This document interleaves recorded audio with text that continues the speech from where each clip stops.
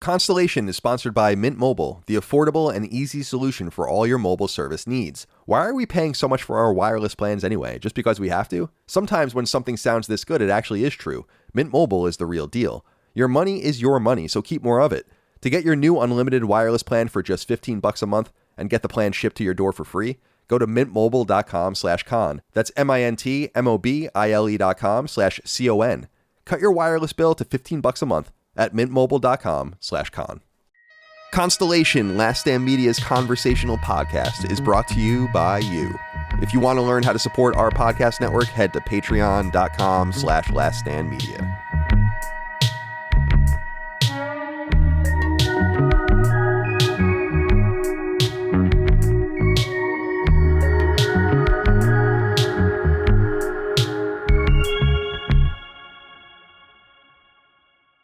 Greetings and salutations. Welcome back to Constellation, Last Stand Media's conversational podcast. My name is Colin Moriarty, not joined today by my brother Dagan Moriarty. Again, I think that's 2 episodes in 4 weeks. He's on vacation. He thinks he can leave. It's very weird that he thinks he can just go and not be on the show. We had Maddie on standby to come in, but Maddie's MIA, so it's just the 3 of us today. I'm joined by a very special guest, though, Gene Parker, the Washington Post, and Punching Up. Good to see you, my friend. It's good to be back on Stelly. It's been a couple of weeks, I think. I actually saw comments saying that they were hoping to get me back on. And yeah, I miss this show. This is my favorite show. You want to know what the worst thing about being a part of LSM is, though? What's that? Now that I'm part of the content, I don't listen to some of the content because I'm in it. I don't really like to listen to myself. So when it's like, it's a Punching Up day, then I guess I'm not listening to LSM today.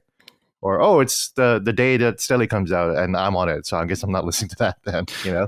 Yeah, I'm the same. I'm the same way. I don't want to listen to anything I'm on either. It's very unusual for me. I don't like listening to things that I'm on, and I don't like listening to things that are about me. Yeah. Yeah. Like when people make a YouTube video or something like that, I'm like, I can't watch. Sometimes I try and I'm like, I can't watch this.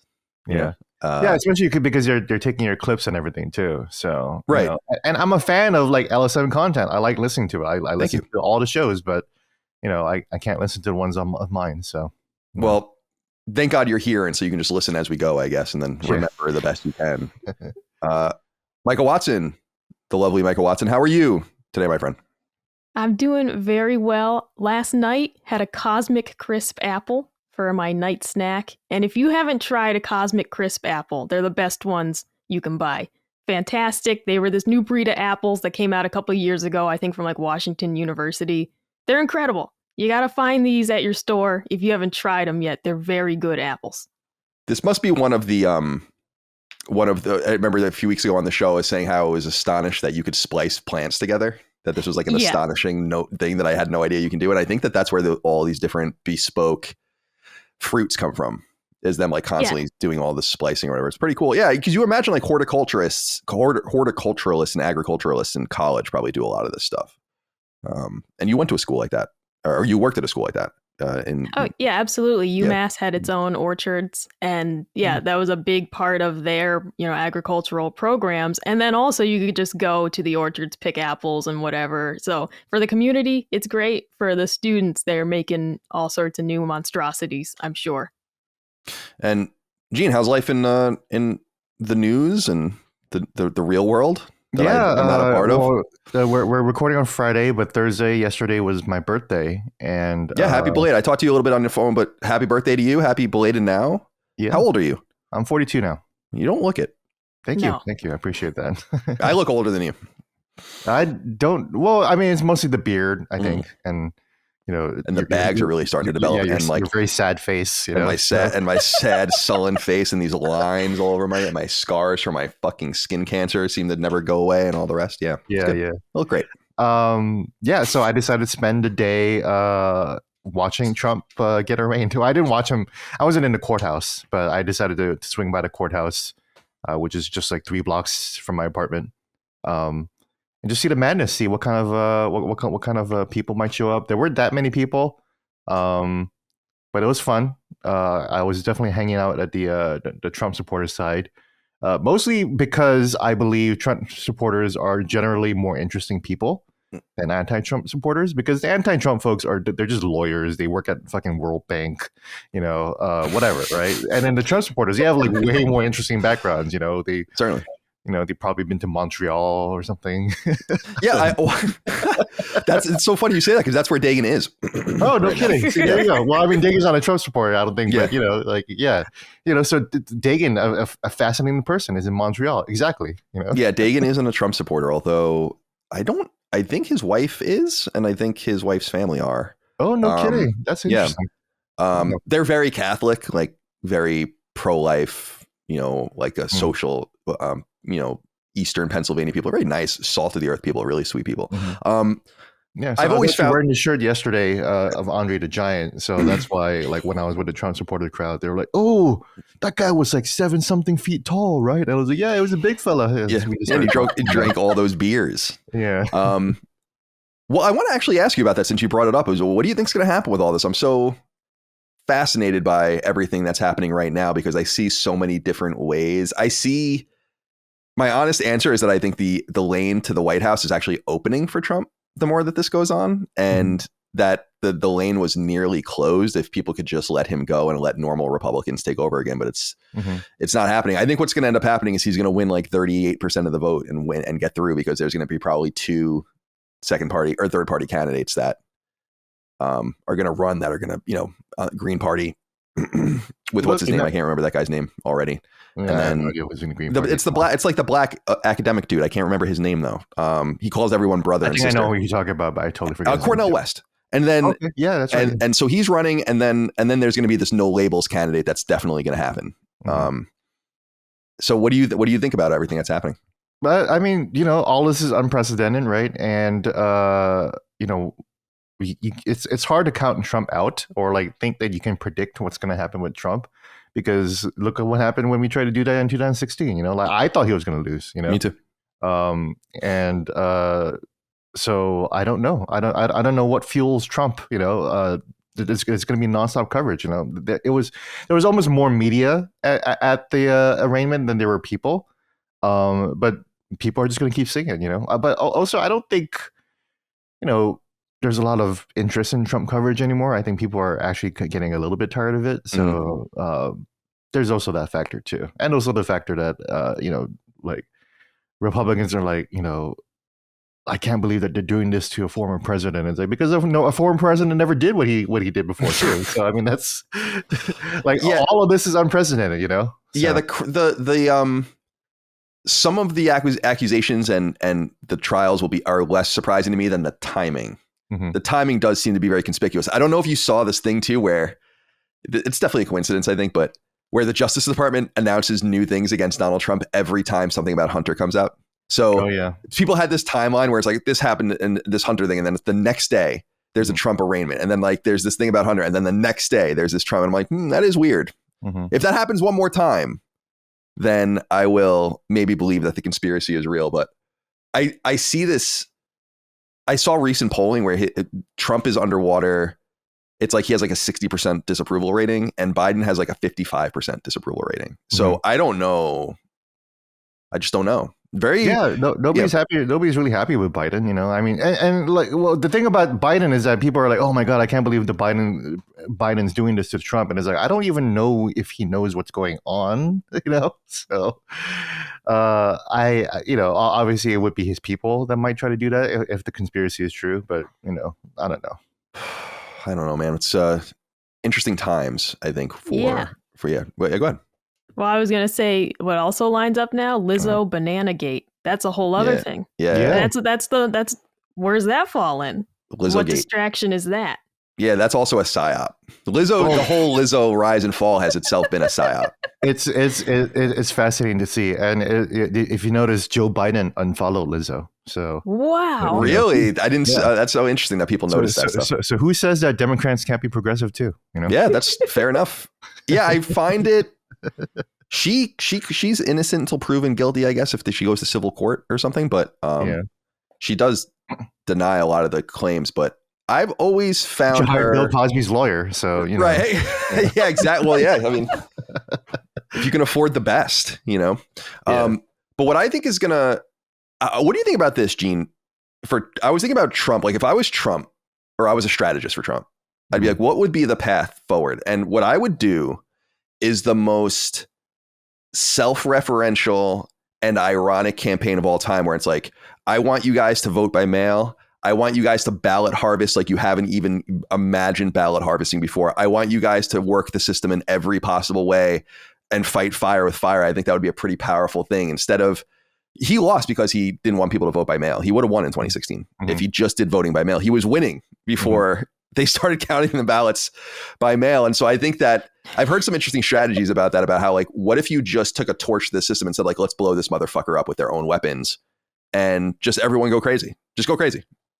And just go around your neighborhood and make sure getting everyone's mail by ballots and making sure they're filling it out in front of you and doing all the things. And I think that with that, plus his level of support, plus the splitting of the ticket, I think there's a way forward for him. But what I keep saying, suicide vest mentality, third party mentality, just anything that blows it up and fucks the system up is what I'm all about right now. You want the mayhem. Like I've heard you before. You wanted to go to you wanted to go all the way to the House of Representatives. You want everyone to kind of see what the system is and how it works, and saying, you know what, we can't really make this happen again. You know? Yeah, like take this more seriously, or this will continue to happen. Like once people are educated on how they can stop the major two candidates from winning and forcing the House to pick a winner instead. And what I love about the House is that they can pick anybody. As long as they're willing. They could. They don't have to pick a person that was running. So it's like similar with the House of Representatives, where the speaker doesn't have to even be in the House, which is a weird thing, but it's true. And it's just tradition that the Speaker of the House is a member of House, but it doesn't have to be like that. And so I don't know. That's my whole thing. But I'm so interested that's why when they were talking, there was a whole debate about McCarthy and everything. They were like, oh, maybe that's why Matt Gaetz nominated Trump to be Speaker of the House. Right, which I think would have been, if he didn't have designs to run again, I think that would have actually been very interesting. Trump, if he was just like, I'm going to be Speaker of the House now. This is my house now. Very weird stuff. But it's so cool that you went to the that's like going to like court appearances and being outside and getting the zeitgeist. That's history, man. Being there and absorbing it. You'll never live it quite like when you were there. And so I appreciate that journalistic instinct is inside of you. Yeah, no, I just wanted to be there. I just want to be where the action is. If World War III is happening down the street, I'm going there. I don't care. Hell yeah, dude. And there was a danger. There's a bunch of cops there. So who knows what could happen? But I was just like, I just want to check it out. Yeah. What is really? I'd rather go out this way than go out like via illness. So let me ask you this. This is a tough question. Is what happened on January 6, 2021, was that an insurrection? Gosh, I don't know if I have to look up an insurrection, but probably an attempted. I think it was an attempt to stop the vote. Yeah. I think that much is obvious. Yeah. I think there's differences between like coup d'état, which that wasn't. It was, and then some sort of insurrection. Yeah, because that wasn't even close to being a coup. And then an insurrection where I'm like, maybe an attempted insurrection. I think it was an attempted insurrection. Because it wasn't really an insurrection, because it didn't really work at all, and they weren't armed. So it's like how it worked. The security worked. Kind of. Yeah, not like at least in the inner chambers. They obviously broke through all the fences and everything. And I was just thinking about how funny it was that they just put up like all the bigger fences like after the fact, like as if like people are going to keep trying. And it's just security theater, It's just like, oh, let's just put up these fucking walls so people will know, like the next time they try this again, that we'll just put up like these big walls, I guess. And then they put up fences around the Capitol yesterday, anyways, too. Yeah, I saw that. I just, God, dude, I can't wait to see how this election goes.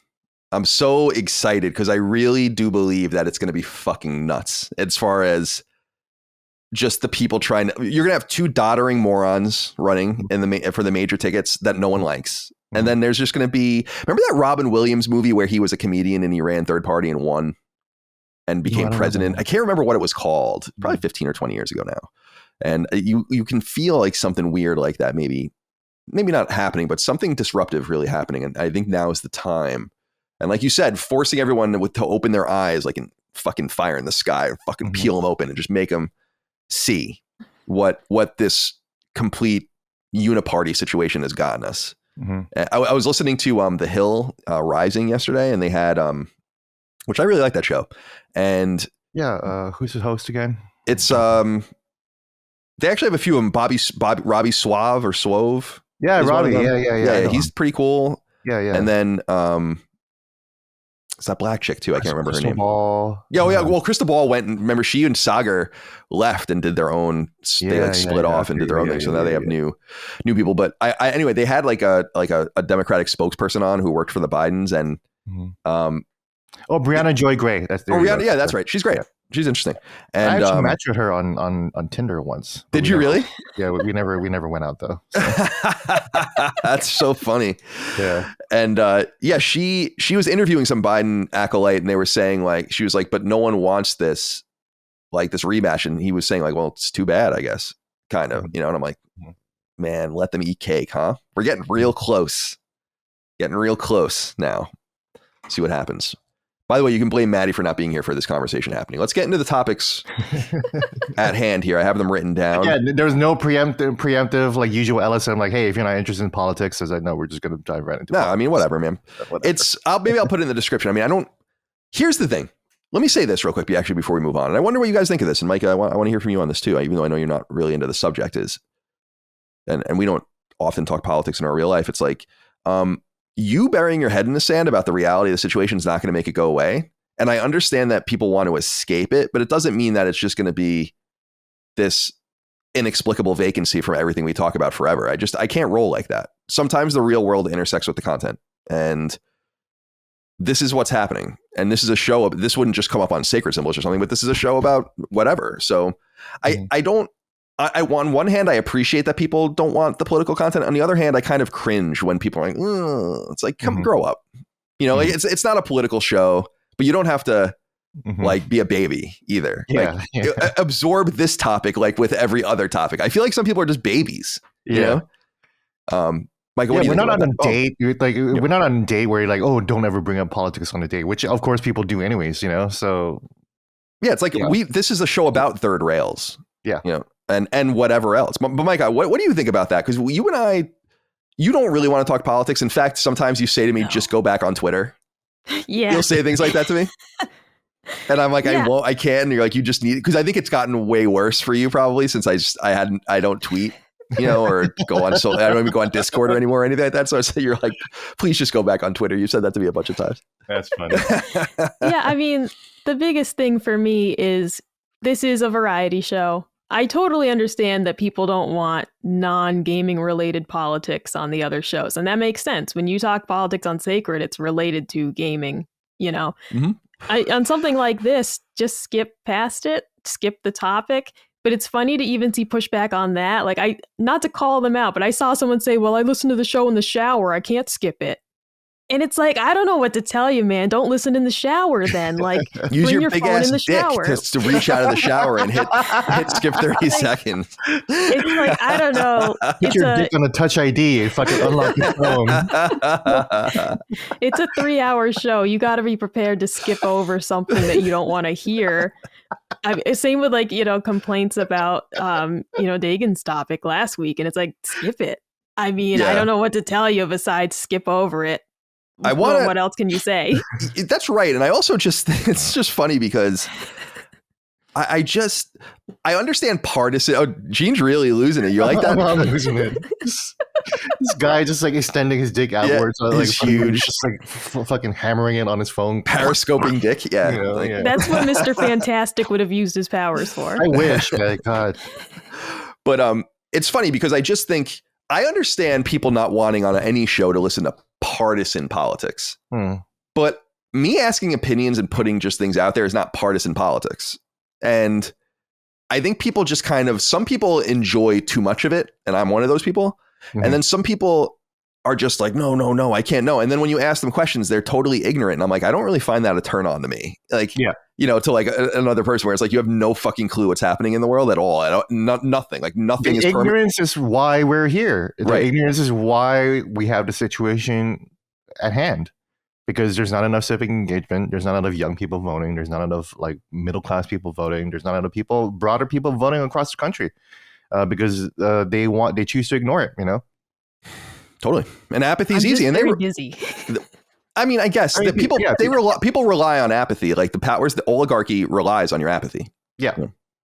And I think that they love fighting about fucking trans people. They love the fighting about race. They love anything that doesn't focus our attention on their wallets and the power levers that they hold and all of the rest. So I love talking about that stuff. And but so I guess what I'm saying is I understand the lack of partisanship that people want. And I think that this show, first of all, I'm the only truly conservative person on the entire network, like as far as I can tell, you know. And the second is that, so obviously I am attracting a bunch of different kinds of people. Maybe Dustin would call himself a conservative too, but certainly Chris is like a borderline socialist, for instance, you know?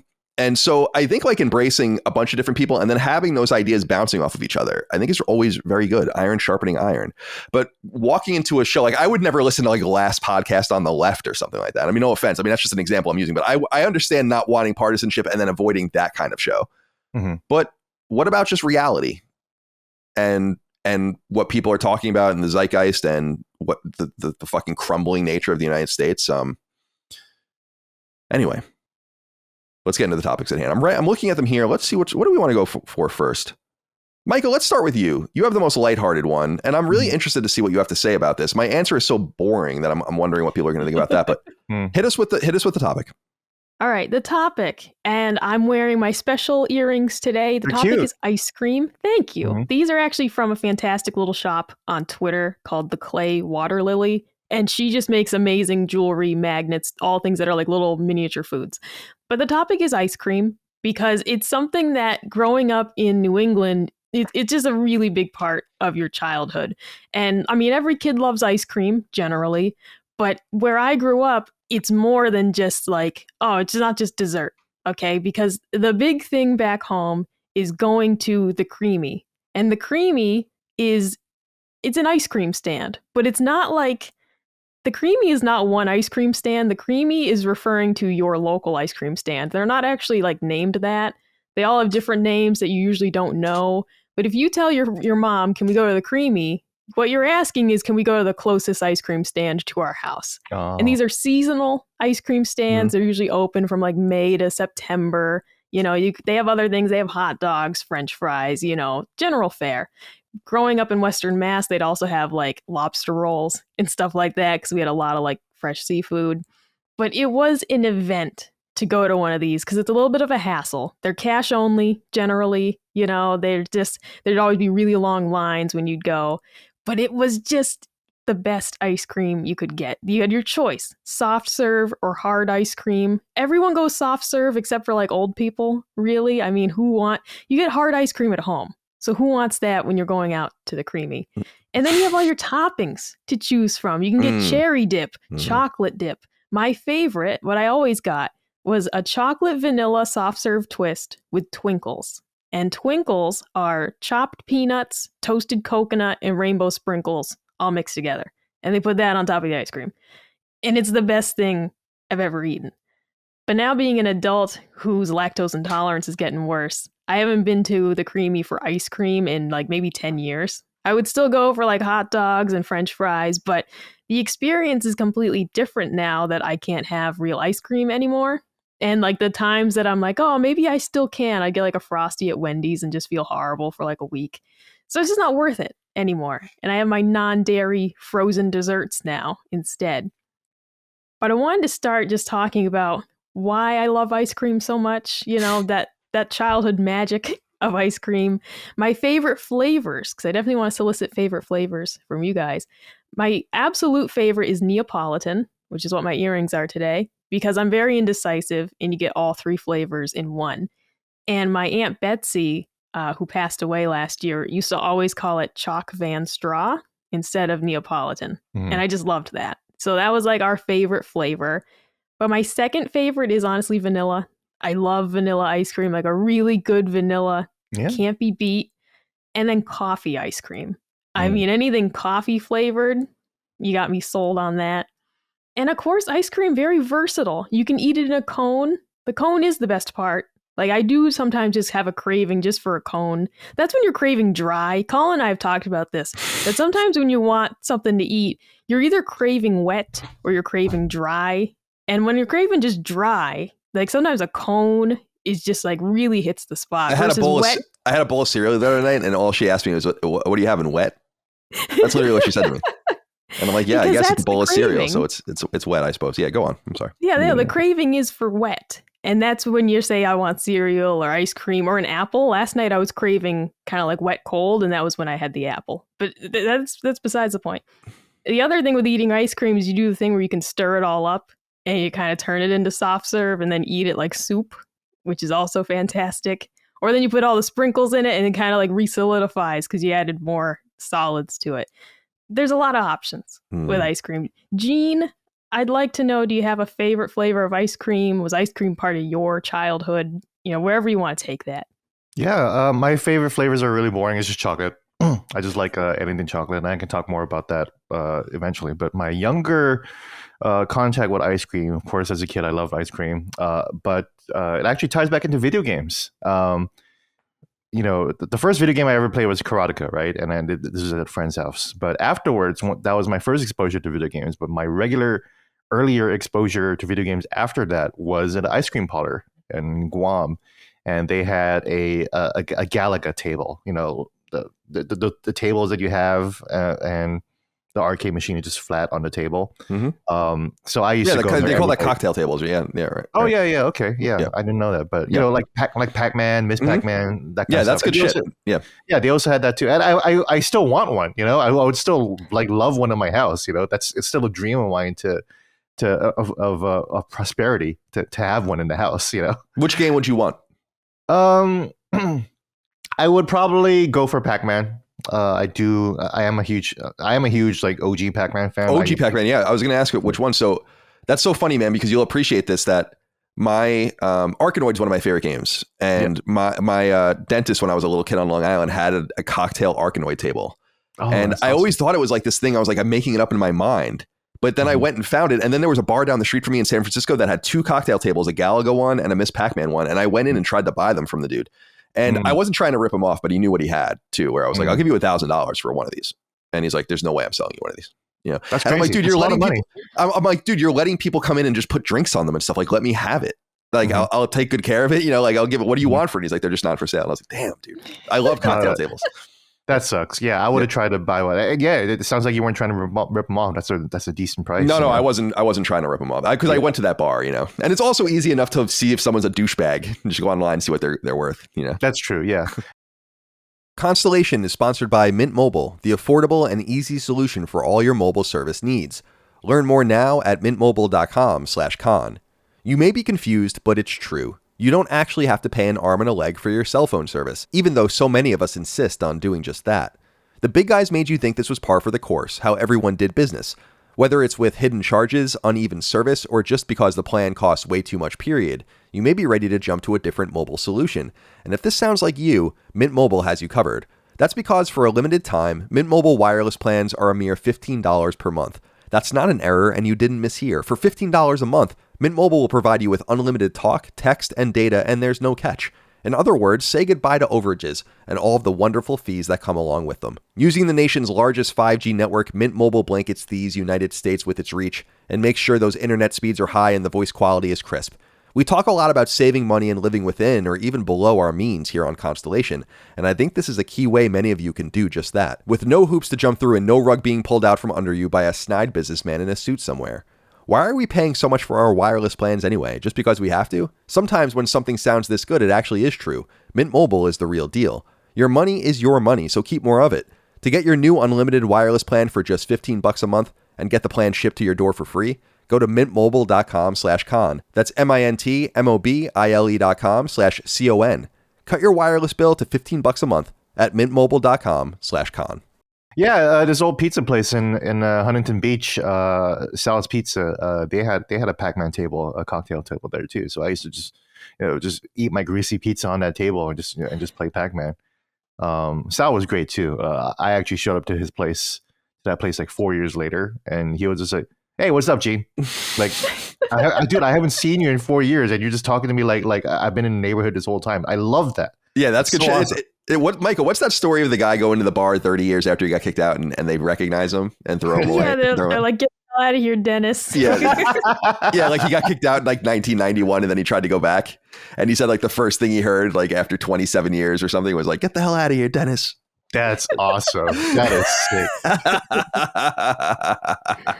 So go on. I'm sorry. I didn't mean to interrupt you. No, that makes me want to go back to this Hawaiian bar in Hawaii where I actually got kicked out of because I was actually trying to fight with a priest there, a Hawaiian priest. So like it was like not like a Catholic priest or anything like that. Like he's like the native Hawaiian priest, and he was hitting on my girl. So I was trying to fight him, and of course like these were like his people, and like the cops came and. Like they were like, you're not allowed here anymore, and I was like trying to go back in. Anyways, we're talking about ice cream. I remember that ice cream parlor very vividly. I remember, as a kid, like maybe it's one of my earliest memories. I remember just being so happy going there. And then since then, my relationship with sweets soured, so to speak. I never really got into ice cream afterwards. I was a lot like you, Colin, because I hear you're not really that into sweets either. No, right? I'm really not. Yeah. No, not too much. But lately, I've been getting back into ice cream since I quit smoking. And one way I help, relieve the pangs of feeding for a cigarette is I just have some ice cream, and that helps. Something pleasurable, something to do with my mouth, and that's it, and I don't know if that's healthy or not, but it's probably a lot healthier than smoking cigarettes. So, yeah, anything maybe not smoking cigarettes in moderation. Maybe that's probably fine too, actually. But don't take it from me. Yeah, I've been told that like because I was smoking for like 2-3 cigarettes a day, and they're like, that's actually not that bad. I'm like, okay, well, you would assume that you would have to. Well, who the hell? I don't want to say. I don't know. Then someone's like, I'm gonna be all right, and then they're gonna sue me in 40 years, being like, Colin told me on fucking Constellation number 31. Yeah, we're not doctors. Don't take my advice. Yeah, don't take medical advice from me. Don't take medical advice from the guy who had cancer. So, yeah, dude, it's so interesting because ice cream. You're right. I'm not attracted to sweets really. I do like some sweet things, and I always think like I love a glass of lemonade. Oh my god, that's like so good. The little sweetness of an old fashioned. Love that. Yeah. I love things like powdered donuts and crumb cake. But generally speaking, I'm not attracted to that sort of stuff. It's not like I have a complete aversion to it. It's just never been for me. Like I would never choose almost ever. It would be very rare for me to be like, I'm going to get ice cream. And I would never buy it at a supermarket. I would never just go out to get it if it was available to me. So let's say I'm at a nice restaurant and they have like an apple pie cobbler kind of thing for dessert. And I'll be like, all right, I'll get that. And that would be like a one-off kind of thing. But not surprisingly, anyone, vanilla is the only ice cream flavor. In fact, I'm not even sure I've had almost any other flavor of ice cream in my entire life. You can't mean that. Have you ever had like sherbet? No, I don't think so. What happens in life, in the life of Colin Moriarty is when I find something that I like, I'm like, this is good. And then I don't need another variety of that thing. It's like so now it's like, okay, I have my cocktail. It's the old fashioned. When I discovered the old fashioned, now once in a while I'll get a Blood and Sand or a Manhattan or something, but almost never. It's like I want an old fashioned. I don't want to try a new cocktail. I don't want to fucking risk anything. I know I love old fashions. And it's the same thing with vanilla. I must have had it when I was a toddler or something. And I'm like, this is great. And so when ice cream was given to me, I was like, this, and it's the same with all things really in my life. I realize I just don't need to go much further. I find the restaurant I like. I find the fast food I like. I find the meal I like. And so I think ice cream has fallen into that. There is an exception though. Oh, and I'm surprised this didn't come up, Micah, although maybe it was in your notes and you'll bring it up later. Friendlies. Oh, yeah, Friendlies. Now, you're familiar with Friendlies, right, Gene? Because you were in the Northeast area, so yeah. So it's like a. I've never been, but yeah. For people that don't know, I don't even know how to compare it to anything. It's like a restaurant, like a lower end sit down restaurant, like you're almost like an IHOP or something, but it's got like burgers and melts and fries, and I think they have some pancakes and stuff in the morning and all of that. And then their big thing is that they have ice cream. Like Friendly's is an ice cream store first and foremost, and at least that's what it was originally known for. And so a lot of people just go, like on the island, we would just go and there would be a walk up window that you would just go to get ice cream, or you would go in and sit down and eat. And they had this thing, they had shakes and fribbles, they would be called, right? And I was in love with those things when I was a kid. That would be the one thing where if I knew my sister was going to Friendly's or whatever, or going to some, I'd be like, yo, I got to come in. And you get the Fribble, the vanilla, and the only other place I do that as an adult really is at Five Guys. Once in a while, I'll get, if you want to take your 2,500 calorie meal at Five Guys to 4,000 calories, get the shake, and then get the whipped cream in it and all the rest. It's so good. When I lived with my mom for a little while, when I first moved out to Virginia, in anticipation of my home or whatever, I would order us Five Guys on Postmates every Wednesday. And we would eat it together at the table, and I would always get a shake then. Probably the last time I had one, so that was about 3 years ago. But I wanted to give a shout out to the vanilla shake because I think the vanilla shake, the thicker the better, like almost unable to get it through your straw thick. That's the shit. I love that stuff. I would take a vanilla shake over just vanilla ice cream any day of the week, and it's so bad for you. I can't overstate how bad shakes are for you. It's like a total. You could drink a shake that would be your full caloric intake for the day. Easy. Oh, and that's like crazy when you think about it. And I'm not saying a fucking whey protein shake either. Micah, you were going to say something.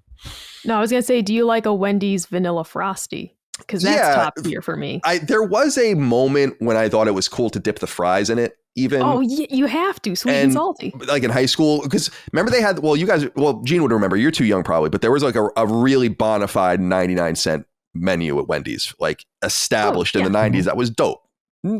I saw actually a picture of it and a picture of the McDonald's dollar menu, and I'm like, those are long gone. I was looking at everything that was on it, and what was like, that was awesome. I do remember that.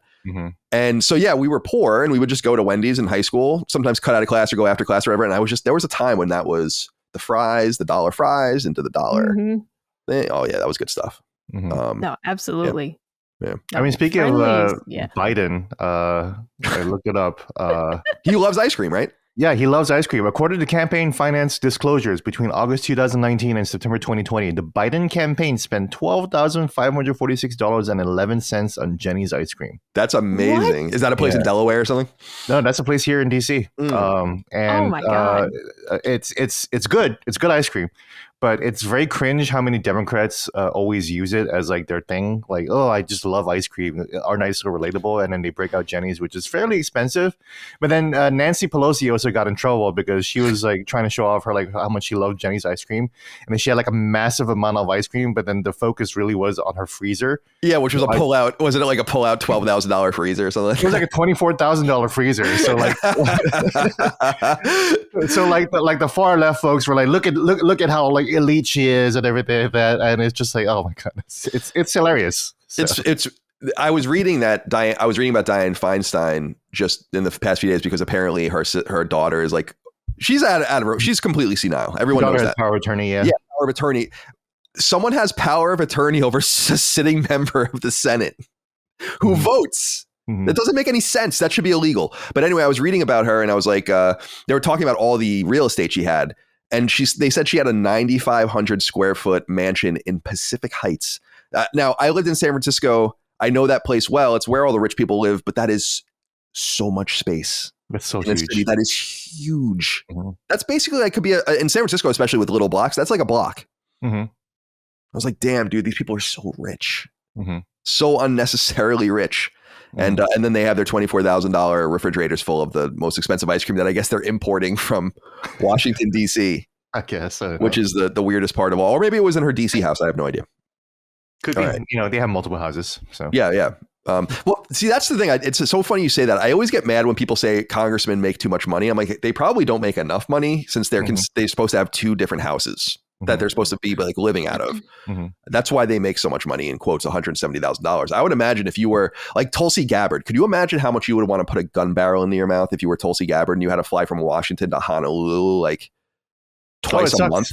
Oh my God. No, I know that situation. Yeah. They gotta have two places, Yeah. Bad. So I mean, my buddy is Brian Schatz. He's a U.S. senator, and I know him because I knew him before he even became a sitting politician because he was organizing the Obama campaign in Hawaii, and that's how I got to meet him. And I know him. I've seen him on TV here and there. Exactly. Yeah, we used to go karaoke together. And yeah, like he's got two places. One in Hawaii with his wife, and one here. With his mistress. No, I'm okay. Wait. I just wanted to say it. Now, you should use your you have all these connections. We should get some interesting Didn't you interview AOC? I did just a couple weeks ago. Yeah. Yeah. So we should get them and talk. We have to find the hardcore gamer.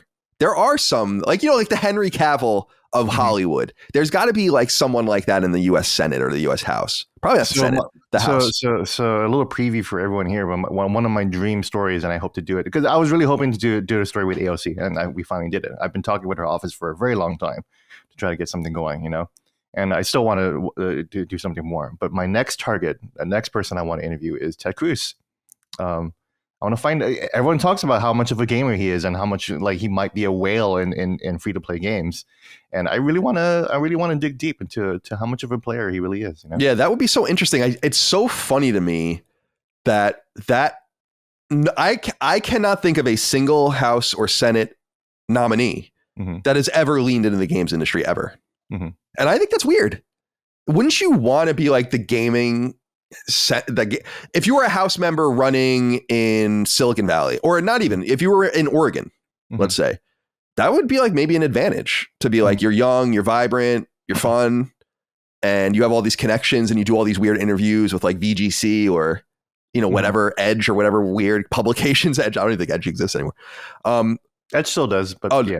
Okay. No offense to Edge. I didn't know. Yeah. But I would love that, because you know what was so funny? You remember in House of Cards, Frank Underwood was a hardcore PlayStation gamer. Yeah, that was the funniest part about it. It's not that he was a gamer; he loved PlayStation. Yeah. Like there was a whole scene with the Vita, which was hysterical, and there were multiple scenes with the PS3 where he's playing Killzone.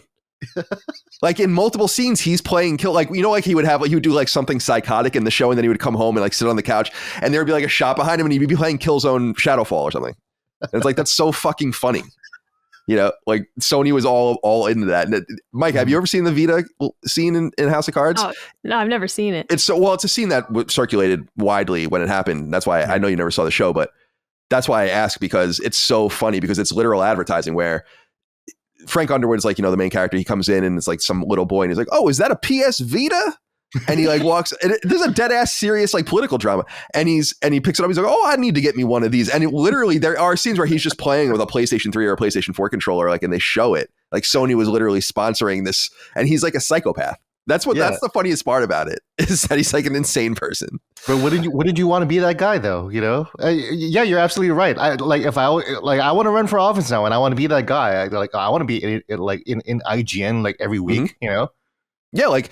Even have, I mean, it's so pro gamer, you don't want, but like have some things that are like, here's about online protections. Here's about freedom of speech. This is why, like, you could, it doesn't just have to be like a optical, oh, I play fucking Final Fantasy 14 or whatever. It doesn't have to be like that.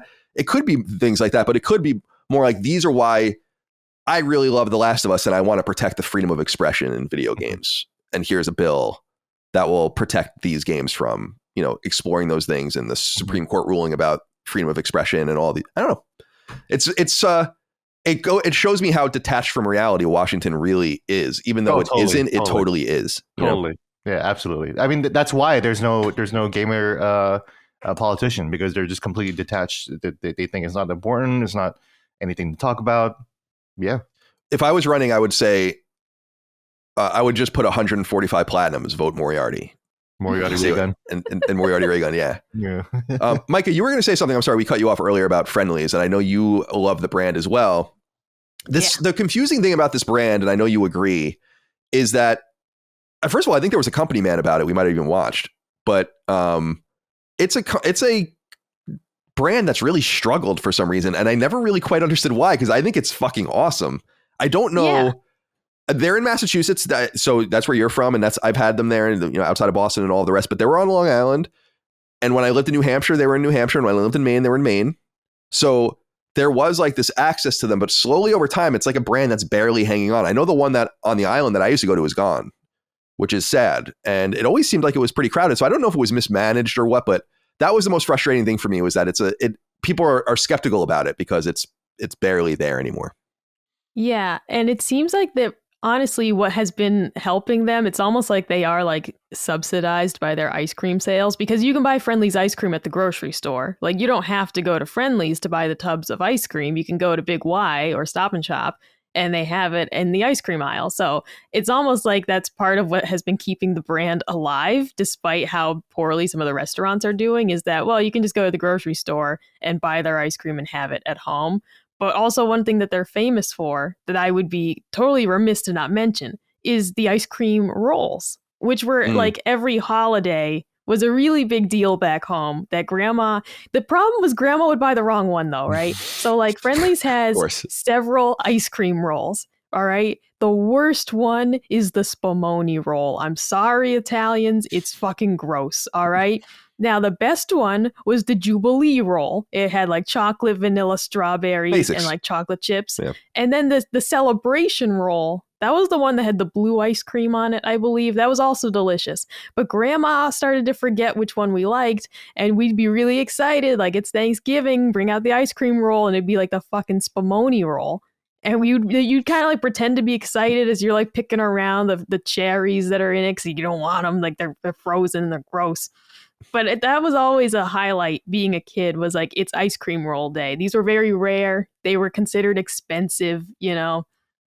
And the other kind of classic one for me is the Friendly's. They had this watermelon sherbet, and it's the watermelon roll. And it's like watermelon sherbet with lemon sherbet. It's shaped, you know, like a watermelon. It has chocolate chips in it. That's my all-time like favorite Friendly's item. But once again, this was like a seasonal thing. You get it in summertime. Grandma would buy like one a year, and you'd get your one slice of it and be like, that was fantastic. I'll see you next July. Like, it really was just so rare when I was a kid. And I realize now as an adult, like, why didn't we just buy these more? I mean, aside from like being poor, it's like, why was this only a fucking, you know, Thanksgiving thing? Why is this only at Christmas that we get a Friendly's ice cream roll? It's only $10. It's not too much money. Yeah, it's like something you bring home on a Friday for your kids or something. Just a Friday treat. And it would literally be like my first boyfriend's family. They would get one every Christmas. All right. And they like had money. There was no problem. They just literally would only buy it at Christmas. Like every Christmas, we got one slice of Jubilee roll. And it was just like, you look forward to it. That was the one with the walnuts on it, I think, which, oh man, nuts on ice cream. Fantastic as well. That's the other thing about ice cream is the toppings. The toppings. Nuts are good. So, you know, there's a lot to be said here because some of them freeze. Gummy bears sounds great. They freeze. Doesn't work. M&Ms, kind of the same problem. They freeze. They're really hard to chew. A little hard, yeah. My favorite, though, is Heath Bar, which is probably like the crunchiest thing on the planet. And that is my favorite ice cream topping, is like the Friendly's Heath Bar sundae. I mean, that you can't go wrong with that. But yeah, I don't know. Ice cream, I'm very passionate about it. Clearly not everyone is in this world. But for me, ice cream is a very big deal and something I think about a lot. A huge fan of ice cream sandwiches, too. Oh, yeah. Ice cream sandwiches. I mean, yeah, that's a whole other subset. Your ice cream novelty treats. You got your Klondike bars, your the drumsticks. Yeah. They're so good. Yeah, these are things that are just not like this is like a non-explored region for me completely. Oh, yeah. I mean, my absolute favorite is the Chipwich, the like chocolate chip cookie ice cream sandwich. I mean, something like that. Nestle Toll House makes one. I'm surprised as a stoner that you don't get a craving for ice cream. Yeah, I get when I'm not really a munchies dude. Okay. To begin with, I probably was more when I would like get really stoned when I was a kid. I don't really get stoned anymore because I'm probably just always stoned. But I'm more attracted to like carbs. I would rather eat like that would be like, let's go to McDonald's. Let's go to get a pizza. That's the kind of stuff that I would much rather have a second meal than dessert. Something Ramon and I used to do a few times in LA was that we would just go balls to the wall, like these various Italian places, like almost like tapas style things. And then they'd be like, all right, you guys want dessert or anything? I'm like, we want a couple more dishes of pasta. So keep those coming and bring us some more drinks. I wanted to ask you guys about a product of New York. It's actually a product of upstate New York, though it's huge on Long Island. Carvel. Do you guys have any experience with Carvel? Oh, Cookie Puss? Yeah. The ice cream. No, see, way too expensive. Fudgy the Whale and all that. You couldn't afford a Fudgy the Whale where I'm from, but I do remember lusting after them at the grocery store. Like you'd see them in the cold case and be like, wow, imagine getting one of those. But I thought you were going to say Italian Ice. Oh, no. That's Italian Ice is not ice cream in my opinion. It's not, but I thought that's where you were going with it. That's big on Long Island too, but that's big everywhere. I do need to, I got to mention, I do have the special Italian Ice spoons, which are actually grapefruit spoons. But as a kid, we only used them for Italian Ice. I thought that's what they were for. I made sure to buy my own set when I got my apartment. So Italian Ice is another passion of mine. I don't buy it very often because I don't see it very often down here. But that's another very favorite treat. Yeah, it's interesting. Carvel, I liked Carvel because I don't like chocolate ice cream really, so I would try to get the vanilla kind of stuff. But they had, and I think people will remember this, they had like the icing that was like so high quality. It was like the most high quality icing where it was almost like you could see through it, and a lot of it was like translucent. It was really tasty, and they had all sorts of different colors. I just remember, even being a kid, when we would go to Carvel, usually for a party, you wouldn't just go there often. It would be like there's a fucking communion or something or whatever, and you'd go and get like a good. But I remember going in there and knowing that I was like, yeah, this is a bit of a step up from Friendlies in its quality, but they didn't have like the accessibility of the Friendlies. And Carvel, I always assumed Carvel was from Long Island because it was so prolific there. And when I would go in other parts of the country, you wouldn't see it at all. But actually, it's from Westchester, which is just it's where Chris is from. That's the county just above New York City. All right. Parting question I wanted to ask you guys, because we touched briefly on toppings. What do you call sprinkles? Oh, there's sprinkles. Okay. Yeah. Good. Just sprinkles. Yeah, you call them on Guam and in Hawaii and stuff, the sprinkles. Yeah, there's sprinkles. Yeah. Jimmy's. Yeah, because there's Jimmy's and there's other words too. Hold on, I want to try to find it. Terms for sprinkles. I did not know there were different terms for like soda has like pop or whatever in different regions, right? Because my mom would call them Jimmy's sometimes when I was a kid, and she's from Virginia. Yeah, no, we just call them sprinkles in the islands too. My big thing when I was a kid, I loved sprinkles so much, though, that I would fill my ice cream bowl like half with sprinkles and just eat them. They'd be like crunchy as They are shit, good. I love sprinkles. They are undeniably good. And I remember I used to get frustrated because my mom would like bake it for some, and she would have like the little thing, of them that you would just kind of shake above them. And it's like, why are there so few of them? I used to think it's like I've said about toilet paper and not even toilet paper, but paper towels when I was a kid. They were treated like such scarcities that my assumption was that they were really expensive. And that was my assumption of sprinkles. And now you see them in the store. I'm like, are you fucking kidding me with this? You're like, you wouldn't just give me a handful of these? You were pretending like these things were like the most expensive, like vanilla beans or something. And I remember that too. Like we weren't even allowed to use paper towels. My dad would be like, why are you using the paper towels? I'm like, I don't know. Why are they here if we're not allowed to use them? You weren't allowed to use them. And then so I assumed paper towels were like $10 a roll or something. You kind of want to, same thing with fucking freezer bags and all that, keeping the fridge open. I would stand at the fridge for 15 seconds to look at it. And my dad would be like, what are you doing?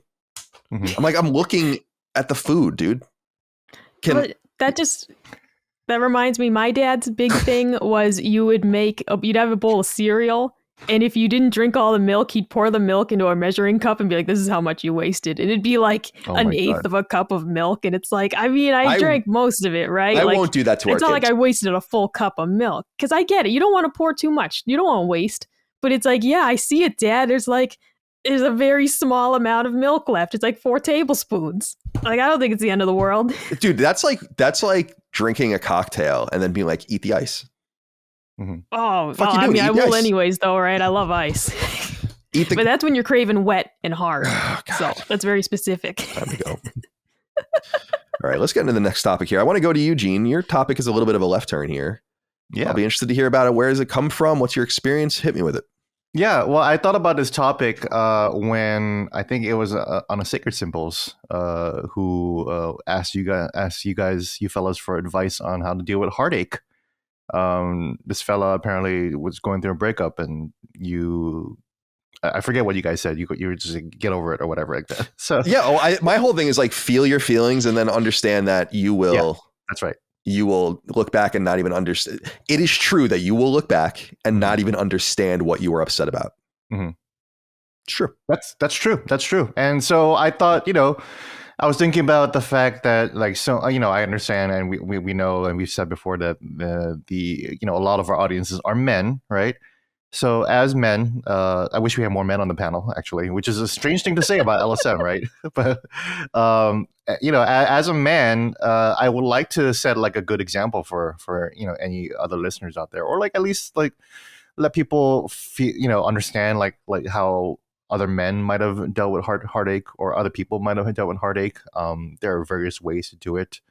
I've been through a lot of it too, and I've dealt with it very poorly, and I've eventually dealt with it very well. I saw on Twitter somebody, I won't go too deeply on it because I don't really know, but somebody took their own life after just a breakup, and they were very young. And my first heartache was at 17, and I got dumped. She started seeing someone else, and around that time, yeah, I tried to do the same thing. And it goes back to what you said, Colin. You're not gonna, years later, you're not gonna understand like what you were so upset about, and that's where I'm at too. That was such a pivotal point of my life at that time, and now I have to tell you all, if you even start thinking about anything like that, just please don't. Like, I guarantee you 100% that like, give it time. It's going to be so much better. You're going to have a lot more fun for the rest of your life. So just don't do it. Think about all the games you can play afterwards. Right. You have more time for that in the immediacy as well, as you get over your feelings, and then and you'll find someone better for you. I think because I'm not a believer. Micah and I talk about this. I don't believe in the one, and I know Micah doesn't really either. I think that like it's all situational. It's not the one. There's no the one for you. Right. It's you're lucky to have these different happenstances and interactions where you find people that are most compatible with you. And it's good. What I've always realized, Gene, is that it's good to know, although difficult in the moment, it's good to know in the long term, like where you stand. Mm-hmm. The quicker, the better. In fact, you don't want to like I've spent literally years over time with different women that I knew I shouldn't have been with, mm-hmm. like when I was with them, and mm-hmm.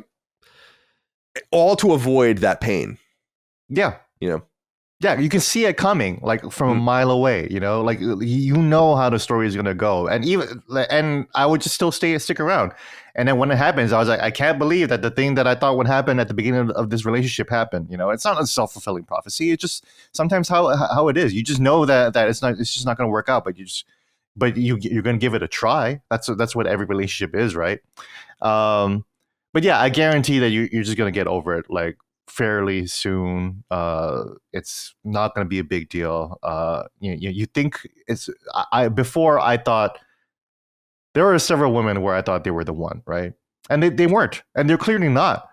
And looking back on them now, like I had a fiance, and thank God I didn't end up with her, because I like we don't have to get into it, but I don't approve of her lifestyle right now. And so if we ended up getting married, then it just would have ended up in divorce, and it would have been horrible. So it never would have worked out anyways. She was never the one for me. So many, the fiance one, I didn't deal with the heartache that great though. We were both like heavily into alcohol and drugs, right? And when we were together, we kind of resolved to, clean up and be sober together. And we did that for like a good year and a half. After we broke up, she fell into her old ways, and for me, I actually moved to Hawaii for her. I left Guam to Hawaii. Mostly, I just wanted to leave Guam, and that's a whole other story. But here I was stuck in Hawaii, and I still had a good job, but I had a failed relationship. I thought I was going to marry this girl, and we weren't. And so I was alone in my apartment, and like I always tell it like it was like Batman. In his living quarters, and the bat comes in, and he says, "I shall become a bat." Right. For me, I was just super drunk, like on the floor, and I was just like, everyone in the state of Hawaii is going to know who I am. I'm going to be out and about. I'm going to be such a player. I'm going to be such like a public profile that she's going to be so jealous that she was never with me. And I'm going to be such a powerful person. And I did. I enacted that plan. I started going out to clubs by myself because I didn't really have any friends in Hawaii. That's kind of like where my return to alcoholism started, because I just kept drinking. And that was a really good way to to loosen up my inhibitions and start to meet people. And I did. I met tons of people. I met too many people. We were just talking about how it was my birthday. And I've talked about my birthday parties before, but my birthday parties would be like hundreds of people there. And that was the result of that breakup with my ex-fiance, because I met all those people as I kept going out and about. I met Tulsi Gabbard, and I met Senator Brian Schatz at the bar too. That's how I met people. But that was how I dealt with like that particular heartache. And then afterwards, it would just get easier. It would just get easier to deal with breakups. I just had a breakup a couple months ago, and I got over it in literally a day. One day I was like a little sad about it. I wasn't even that sad about it. I was like, oh, it's a shame that didn't work out, and I miss her. And the next day I'm like, okay, well, time to move on. Yeah, it is interesting how things fall into those different categories of, because there were women I guess I just dated. Because I consider my relationships, they were all painful when they ended in their own ways, I guess. But like the smaller like dating or seeing someone things where it's like, whatever. You should kind of move on. There is like that level too. I've definitely seen people like that as well. But Micah, where are you on this issue of the heartbreak? Yeah. So, I mean, I have less experience, obviously. Like Colin's only the third person I've ever dated in my life. So, but I will say, I think what like sticks out for me in this is thinking about like the one that got away type thing, because I sort of have experienced that.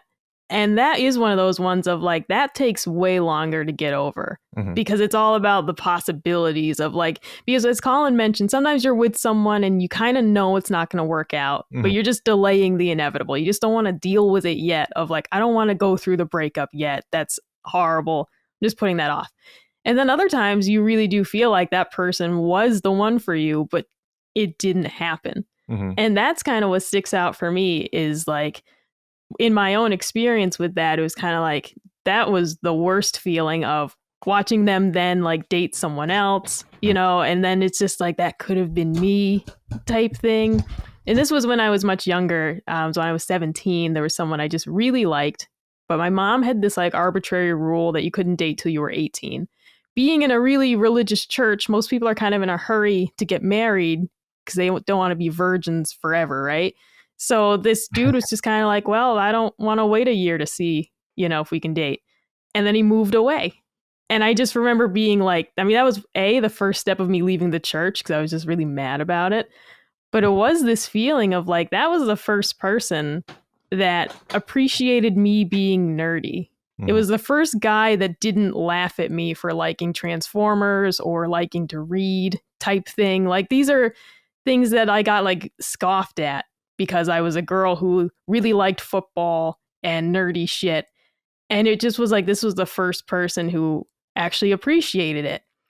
But that's then that person to hear because nowadays that's such a catch, these days, right? Like you wouldn't want that, right? Exactly. Yeah. Totally. I mean, I just remember being basically considered a freak. Like no one wanted to date Micah, the girl who likes Wolverine and X-Men. Like who wants that? And this was the first guy that actually was like, no, that's cool that you like those things. So that was a feeling for many years, though, of like that potential that was never there. Like we never actually dated. We clearly liked each other. It was one of those things like we texted. We clearly had feelings for each other, but we never actually dated. And I do remember just like watching him date other people was like agonizing. And it's around that time AFI, who's my favorite band, had their album Crash Love came out, which is an album of all sad breakup songs, essentially. And I just remember like just listening to it constantly. I probably wore out that CD. It was just one of those things like that was how I dealt with it was I'm just going to pour myself into these very sad songs. And, because you have to, the thing is you're still going to church together. And you just have to watch this person date other people. And then eventually he just left, went to a different church because the girl he was dating, this was a very Seinfeld thing. He broke up with her because she had a mole on her arm that he didn't like. And then so they broke up. And I'm not saying that to be mean. I have like a large birthmark on my face. I'm not hating on the mole. Like that wasn't the problem. But he broke up with her because of the mole. And then she got the mole removed because then she was so paranoid it would happen again. All right. And her story ends up fine. She got married to somebody else. But it was like agony to watch them be with someone else. And this is where I started making like my own mistakes of I then just was like, I'll just date someone else. That person ended up being wrong for me, but it's sort of in my response to being upset is like, well, I'll just find someone else, because I was just kind of desperate to not be alone, I suppose. And that's kind of where I have ended up because, I mean, that first relationship when I was 17, that lasted for almost 8 years. And then my next relationship was like a year and a half. And then I met Colin shortly after that, and we've been together almost 3 years. The reality is that I haven't really been alone for very much of my adult life. And not in the way of like, I'm not always in a relationship in that I'm dating 5 guys a year, but I'm in these long-term relationships. And then, well, a month later, I meet someone else. And instead of maybe taking the time to process the last breakup, I'm like, well, whatever, get over it. Just go date someone else. And maybe that's not good. Maybe it is. I don't know. I always feel like you might miss out on something if you wait on it. Like when I started dating Colin, my last breakup was still a little bit fresh. And I thought maybe I should kind of pump the brakes on this. But I'm also like, well, I'm not going to miss out on this guy. Like Colin's really cool. He's really friendly and sweet. I'm not going to miss out on that because I want to take 6 months to be single. That's right. Praise me. Yeah. So I was like, you're just going to jump right in. I remember you and I talking about that because about timing, because at that point, I had been single for almost a year. Mm-hmm. And which was the longest in my adult life I'd really, well, maybe not, it probably matched a couple times I was single that like about that long in my adult life. But I had also gone from one relationship right into another, and I know when you're in a rebound and when you're not. Like it didn't. Yeah, you feel talked like about that. Rebounds before. That's another reason why I wanted to bring it up because rebound relationships. Well, go ahead, but yeah. Yeah, no. I was just gonna say sometimes it does feel different. Like timing is everything, and you sometimes have to take advantage of that timing, and regardless of how it looks. I think you should take advantage of how you feel, but not worry so much about the optics. And if it feels like it's the right thing because it's presenting to you at that point, because I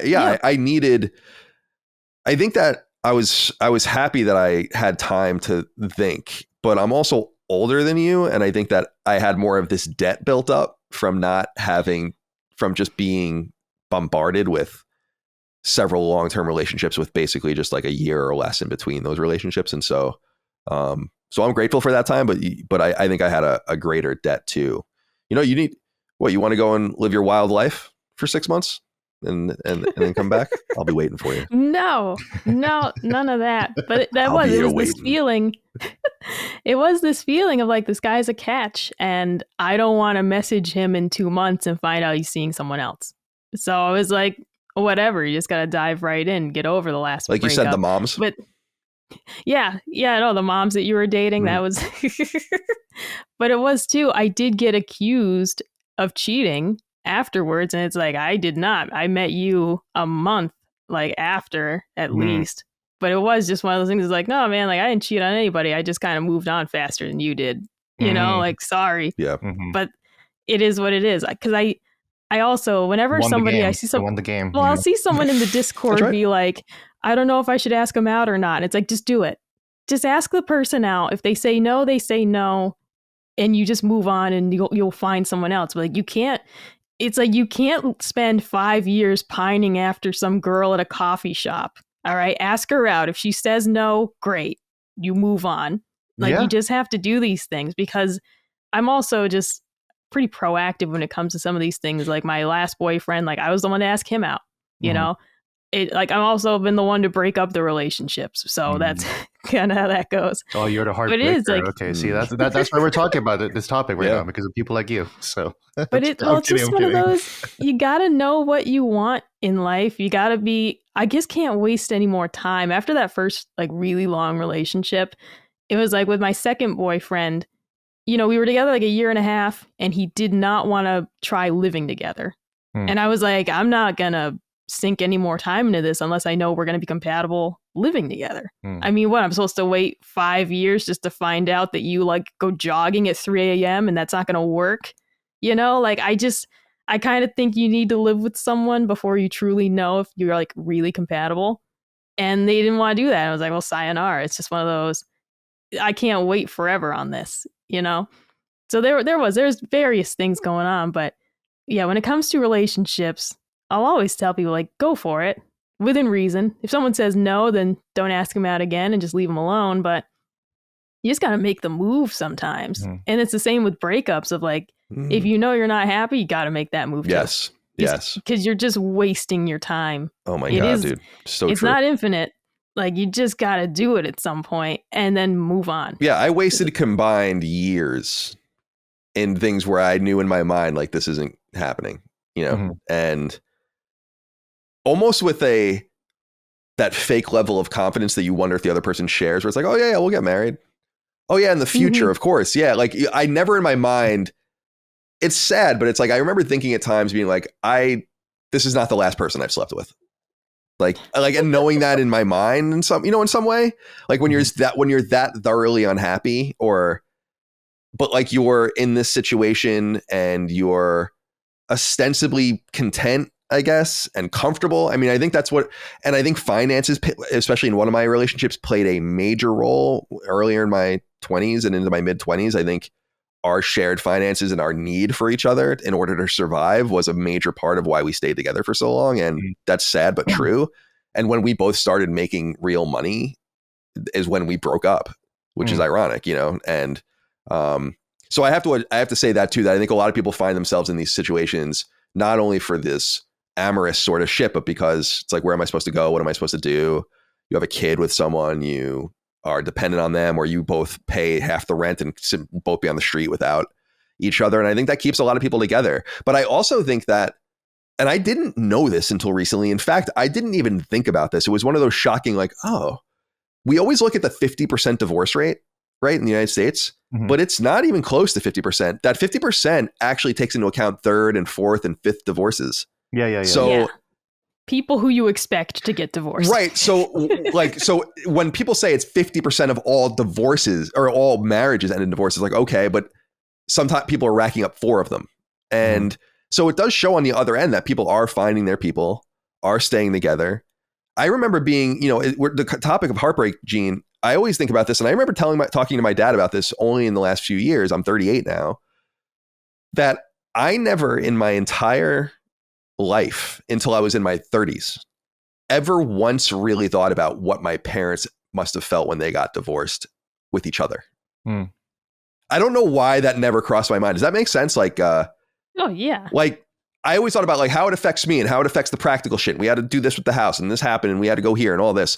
But it's like my mom and dad knew each other since 1962 and started dating in like 1967 or something. And then got divorced in 1992. Wow. And it's like, and I was like, I'm sorry, Dad. Like, and I talked to my mom about that too. Although, and my mom knows this, like I look at it a little bit differently. My mom left my dad. And so I think that there was reasons for that and that's all their business. But I do look at my dad more as like the victim of the situation. And I was like, I'm really sorry. Like I never even acknowledged your feelings at all.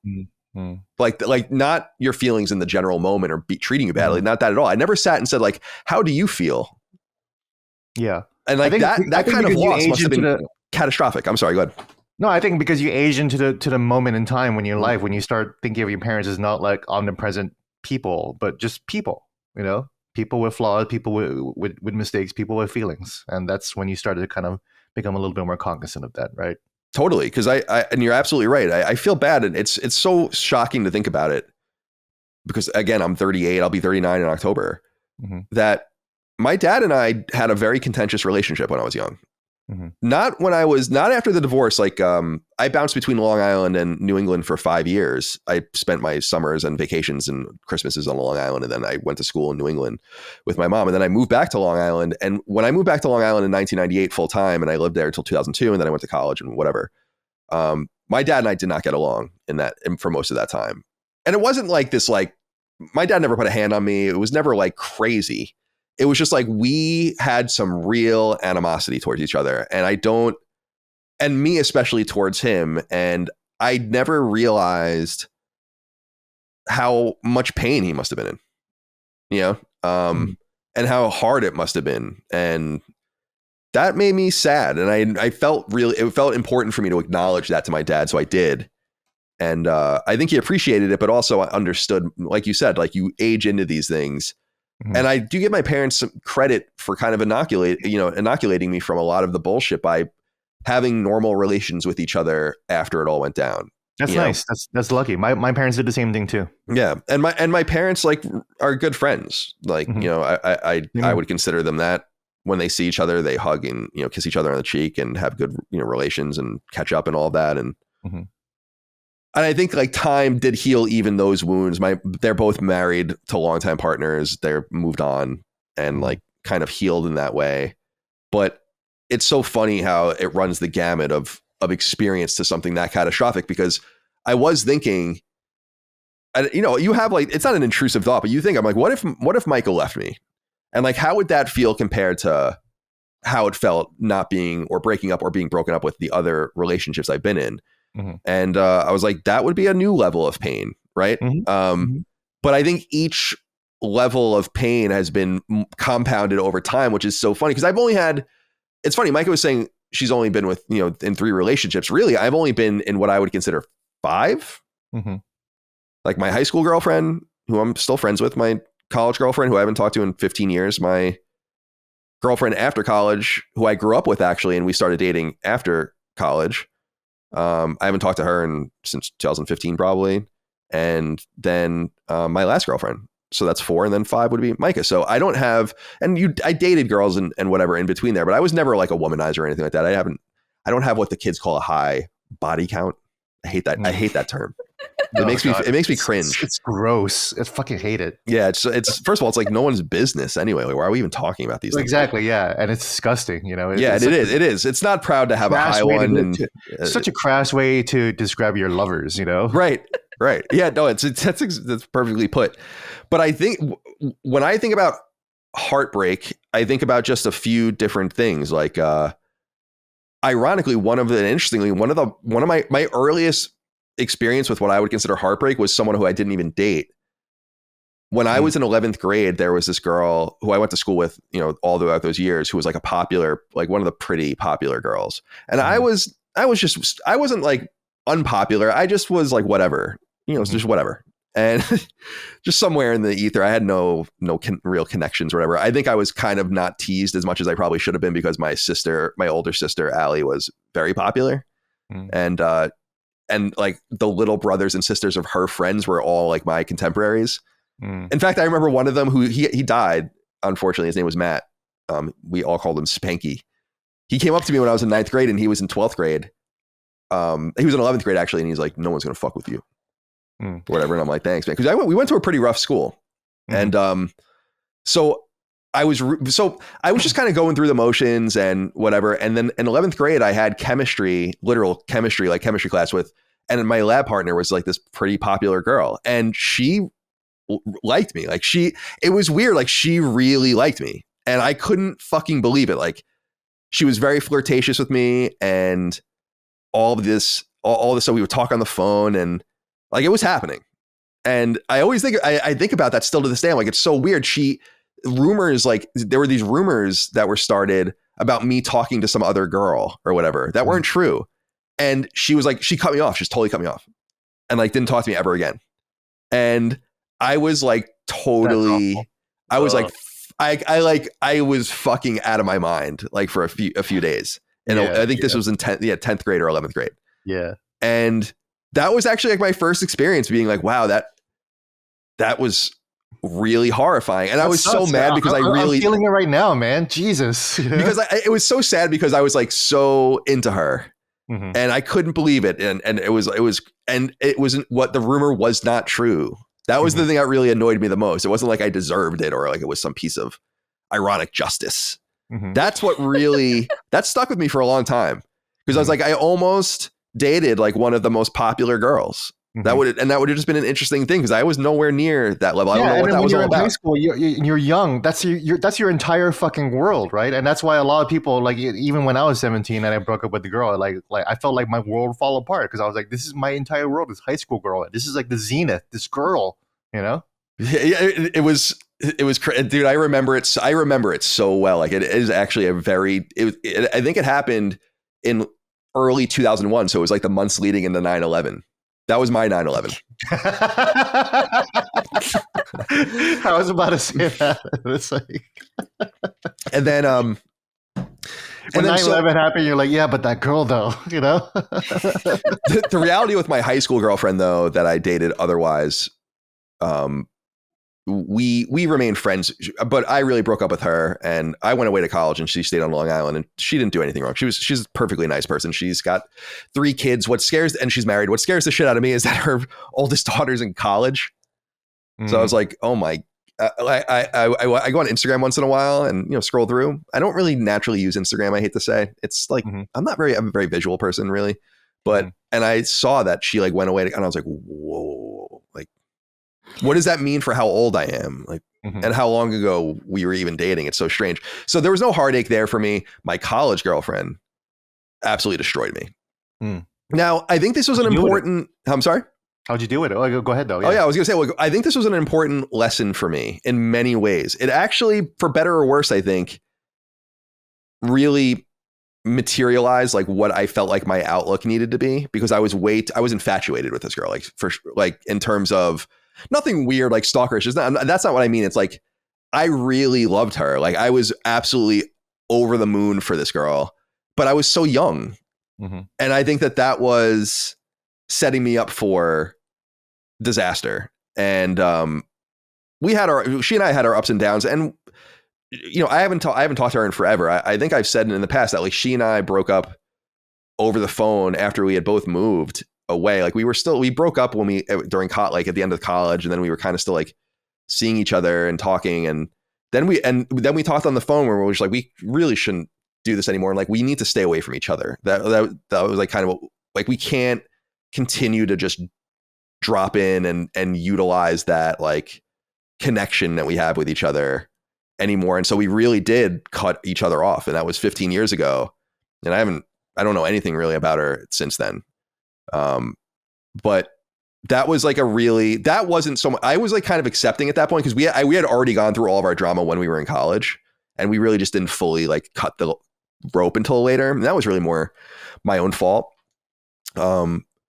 But I was a senior in college when she broke up with me, and it was horrifying. Like I do. Was she older? No, we were both seniors. Okay. We met each other. We both lived down the hall. We met because we lived down the hall from each other when we were freshmen. That's like literally how we met, like our dorm. Oh, long relationship. Yeah. Yeah. And like we started dating that summer. So the summer, like after freshman year, and then like some on and off stuff, but nothing like permanent. And then like really like the catastrophic, like comet ending at the end. And that really devastated me. And, I remember it happened actually like the beginning of my last semester, and it was like the worst possible time for this to be happening to me. And it really did. I got it all together, but it was like I had to finish my capstone. Like I had to do, like I was really fucked, and I was just totally emotionally drained. And that set into motion for me for my next 3 relationships. I was like, if I'm going to do this again, and I was like, of course I'm young. I'm like, first like, I'm never going to love again. But then I was like, if I'm going to do this again, I have to be passive and allow things to just happen or not, but not try to force anything, and not try to worry about anything, and not try to have any control over the situation. And if the person that I'm with loves me and cares about me, they'll reciprocate in terms of doing the right thing, and we'll just kind of find ourselves in this amorphous whatever relationship without having to wedge or force anything in. Now, this was a big problem for ultimately my first relationship after that, which was with someone that I went to high school with that we dated later on. And I broke up with her, and I feel bad because we had a lot of like, I felt no bad blood towards her. It was just the end of our relationship just came to an end. And I feel like that's the one where I think in hindsight, she would probably agree. I have not talked to her, but she would probably agree that we had a financial interdependence and like a too comfortable interdependence on each other that was not letting us do what we really wanted to do. And we actually lived together, and she moved out. We were still together, but she moved out to be closer to work. And I remember being kind of like excited about that inside, because I felt like she was sending me a signal that like she was kind of over this too. And she did half the work. And I think in hindsight, she'd probably see it like that as well. So we dated for like another half a year or whatever. And then I broke up with her. And that was really sad too, because that was my first experience with me breaking up with someone. It's tough. And it is really, it's a different thing because you have the power. I think this came up on a previous episode where being broken up with is horrifying too, but there is something about not having any power where like you can at least accept that this is reality, that as you understand it. It's not the reality you chose. And that's the different, you never really know. And that was definitely the right choice, but I was hurt about the loss of our relationship. In fact, I remember going home and crying in the shower. I remember that vividly. And like Spider-Man and, you know, Across the Spider-Verse or whatever, right? Yes, exactly. It was a ugly cry, like a cry where you got it all out, you know, like where it was like one of those cries where, and I haven't had many of those where it's like, holy shit, like this is so much angst and pain and whatever, and all this stuff, just years of it coming out. And I think that was the right choice. And then the last relationship I was in was heartbreaking for just a number of just totally different reasons. But the reality is that you always move on.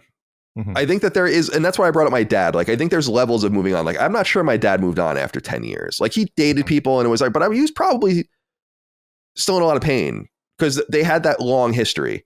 But I never had that long history with any of these women. And so I have to keep it all in context. I don't want to let's say a 3-year relationship dominate my life for 3 more years when it already probably shouldn't have dominated my life to that extent. So I've really tried to keep that passivity in control, like the passivity. Like I'm not going to ask you who you're with. I'm not going to ask you where you go. I'm not going to ask you what you're doing. I'm not going to ask you what your money situation is. I'm not going to ask you what your job is or worry about what you do. I'm just going to let everything happen.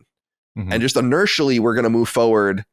And that like, that's the most comfortable way for me to live. And I think that with Micah, and she can speak to it or not, is like that. I think that I've found like a complement to that I think is, that I think fits in the way that I wanted it to, where I get a similar spirit from her. And that's what I want. I don't want people worrying too much about me or what I'm doing either. Like, just trust me, you know?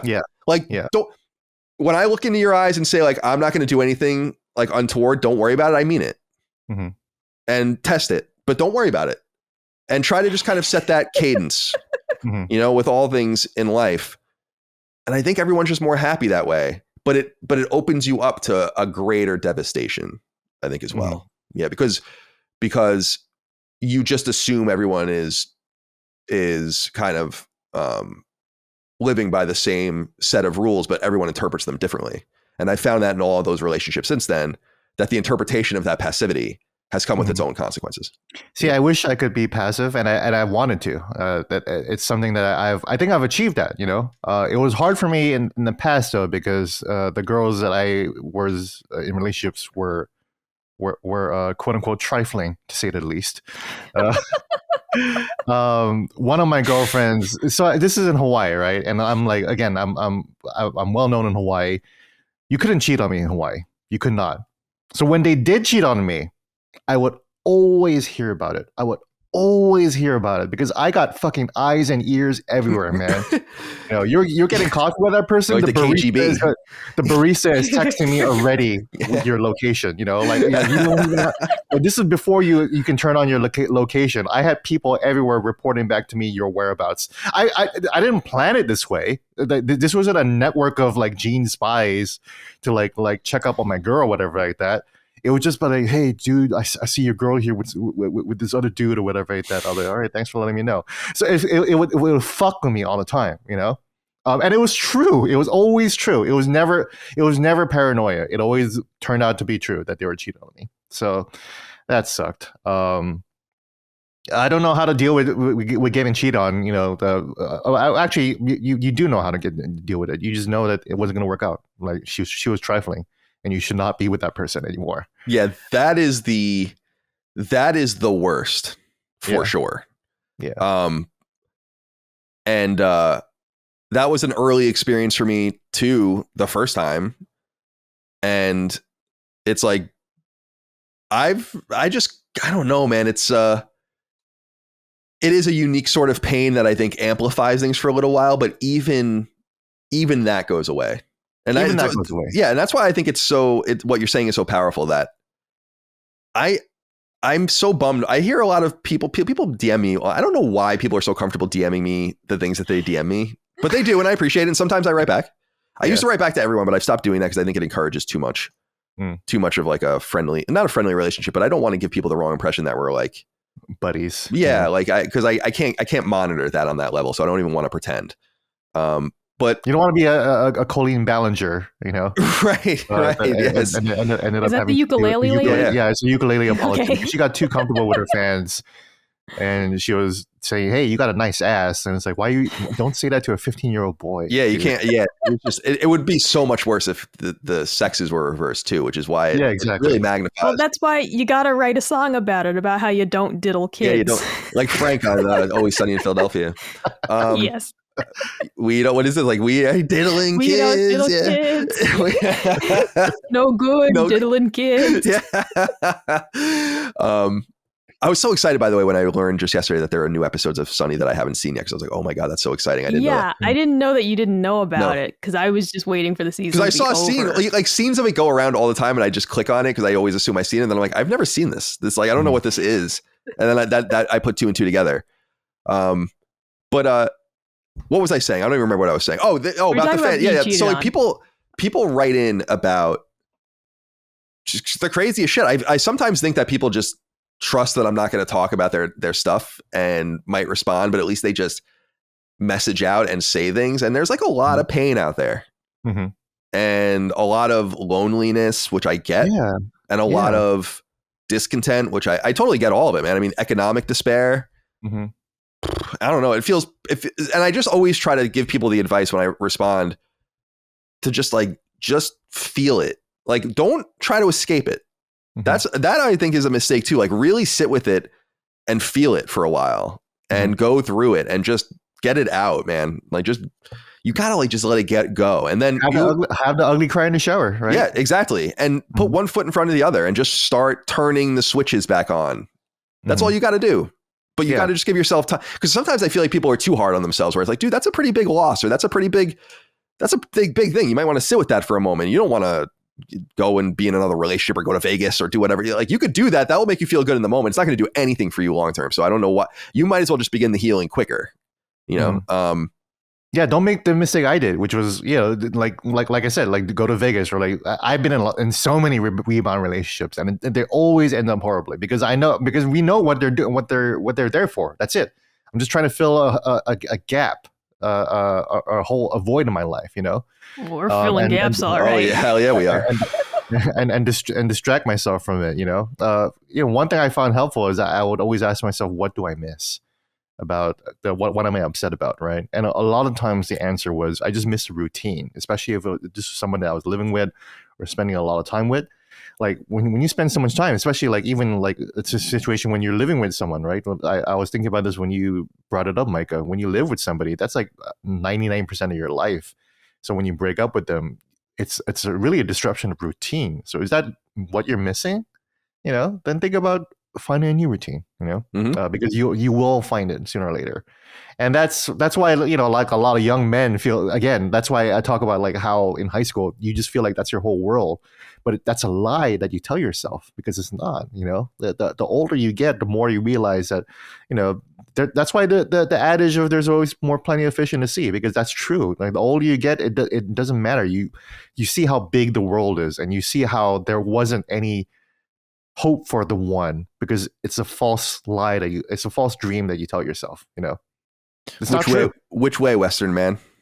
So you have to. Exactly. That's what you have to. You have to answer that question. I think personally, and actually, Cog and I are gonna. It already would have gone up by the time this goes live, actually. But Cog and I sat down and talked a lot about our like workout routines and just trying to like earn like leisure and earn time or whatever. And I think that mentality can be used to kind of like earn your emotion too, like feel it, but also get into the gym or like go for a run, or like use that energy productively as well.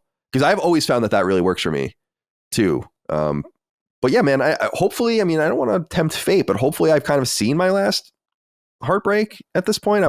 In terms of romance, I'm sure my heart's going to be broken many, many times in my life from many other things, but that's not what we're talking about here. Yeah, it's a powerful topic, and I don't know. It's interesting to see how grizzled I've become and how all people become over time from their different experiences. And I wish I can go back and talk to 20-year-old Colin. Yeah, me too, man. And just be like, hey, man, it's fine, you know. It's gonna be fine, dude. Like, I wish there was a way you can reach out to your older self, you know. And like I've been through that in therapy, you know, where like my therapist would be like, what would you tell your older self? And I'm like, dude, it's gonna be totally fine. And then like the more you vocalize that, the more you are still addressing your younger self. You know, your younger self is still inside you, you know. And he's gonna be okay too. Yeah. You know? Yeah. So yeah. So all the guys out there, if you're suffering out there, just know that it's not even close to the end, dude. Like, you're totally gonna be fine. You're a total stud, you know. And even if you don't find anyone, that's fine, you know. It's better to be. I mean, maybe it's easier said than done, but I would imagine it's easier and better to be alone than be with someone that doesn't deserve to be with you. You know. Yeah. No, it is. Know? It is. It's like that's just one of those things you also sort of accept as you get older, that peace in your household is better than people in your household if they're wrong for you. Mm-hmm. Like, it's 10 times better to go home from work and just enjoy your quiet apartment than to go home to a fight with someone that you're incompatible with. Like, those things do not compute. It really is better to be enjoying your solitude than it is to be miserable just for the sake of being with someone. Exactly. Like, that's never good. It's like the old Louis C.K. Bit where he says, I don't know why people say, "Oh, I'm sorry about your divorce." You should be congratulating them because they made a decision to make themselves happy to get out of an unhappy situation. You know? Yeah. And you should be happy about the divorce. The divorce only gets better over time. You know? Yeah. Yeah, that's it. Opens you up to all sorts of new options too. That's what I think that people need to. The unknown is the scary part about being alone, but the unknown is what also should be embraced about being alone, because it's just endless permutations. Like, you have no one to answer to. You can be the best version of your own self. Find your way in your career or in other pursuits. And in my experience too, I've often just found. Actually, it's not my I've never found a relationship by looking for one ever. They always just came out of nowhere, you know. Now I know that's not a lot of the way a lot of people work, and I know that a lot of people's social circles don't work like that too. And I'm lucky in that way, but I want to say that too. Like, you can't force things. That's true. Don't force things. Don't force things. And also, me being single helped when, you know, I was with somebody in Hawaii and then we broke up, and then after the breakup I was able to focus on my career. I had a huge focus on my career. That's all I did. That's why, like, this was during 2014, and that's why, like, a lot of people ask me, "Oh, what do you think about Gamergate?" I was like, I didn't even know fucking Gamergate was happening because I was not paying attention to like Gamersphere at all. I didn't know what the fuck was that. Though how I learned about Gamergate, I watched Angry Joe's best top 10 controversies of the year video at the end of the year, and his number one issue was Gamergate. And I was like, what the fuck was Gamergate? So I learned about it all through Angry Joe. That was my tunnel of information there. But I focused on my career, and that year was the year where I was able to achieve enough to get hired at the Washington Post. You know. But going back to Heartache, I learned after I left Hawaii that this girl I had a massive fucking like crush on eventually told her best friend, who later told me, she was sad that I left because she really liked me too. And she is fucking phenomenal. She's gorgeous. And now she's married to a 40-year-old Korean guy. Sorry, Gene. So you want to talk about Heartache? I'm still kind of going through it right now. I'm not over that one. Yeah. But you know, that's how I feel when it comes to like the one that got away, but that you didn't actually get to date them. Yeah, that's Part of what makes that hurt more, though, is because you had no bad experience with them. Exactly. And it is just like endless possibility. It's not the one that got away. Like, we broke up because the timing wasn't right. Like, there was something wrong. It's like, no, I was completely in love with this person, never actually got to date them. And then, like, they moved away, got married. And it's like, it only stung more and more because in my head, it was like, that could have been me the whole time, you know? But you'd have to just tell yourself, it's like, well, it didn't happen. It didn't happen. And like, it's almost like you're having heartache over something that just didn't ever exist. It was just the possibility of it. And like, I do remember distinctly, like once I found out that the guy got married, that was when I like really was like, it's completely over. Like, I'll never have a shot with this guy who I hadn't seen in 10 years, but still kind of held on to the possibility of it. Right. And it's like, once that happened, it was like, that was it. That was like the official, it's over type thing. Yeah. No, and it was time to just get over it. I'm glad you said that, Micah. Those are words I still need to hear. Because again, I'm over. And I still talk to this girl, you know, and and her husband's a cool guy. And then she's still like, that's my old Korean guy, you know. I don't think I've ever. I mean, we have crushes on people and stuff, but I don't think I've ever like really pined for someone like that before. You know. Yeah. I still that I didn't end up with in some way. Yeah. Yeah, I still kind of have a crush on the girl that I had a crush on in first grade. Still follow her on Instagram. My God, she's still fucking gorgeous, dude.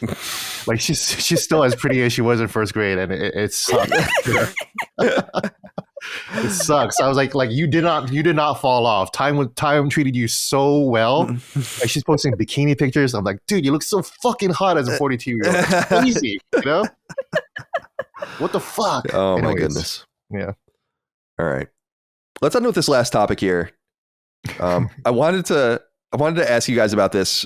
I was curious to get Maddie's input on this too, but maybe another time, specifically because of the nature of his work. But I wanted to know how we deal with life-work balance, because I'm trying to focus more on this in my life, like just kind of quietly, and see if I can find small improvements in places.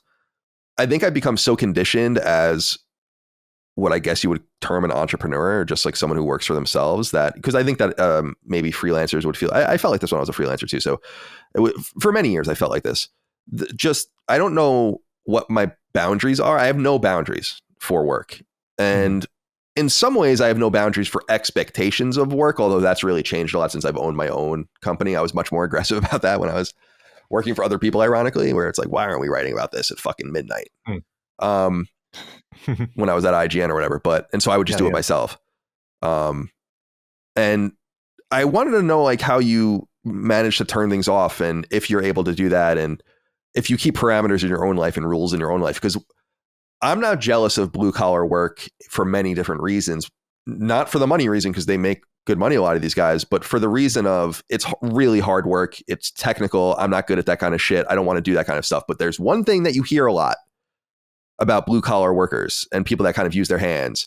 It's like that shit stays at the office, or that shit stays on the truck, that stays at the work site. And when you're off, you're off. There's nothing for you to do. Like you can't be working. So there's something about white collar work that's very pernicious in how it creeps in.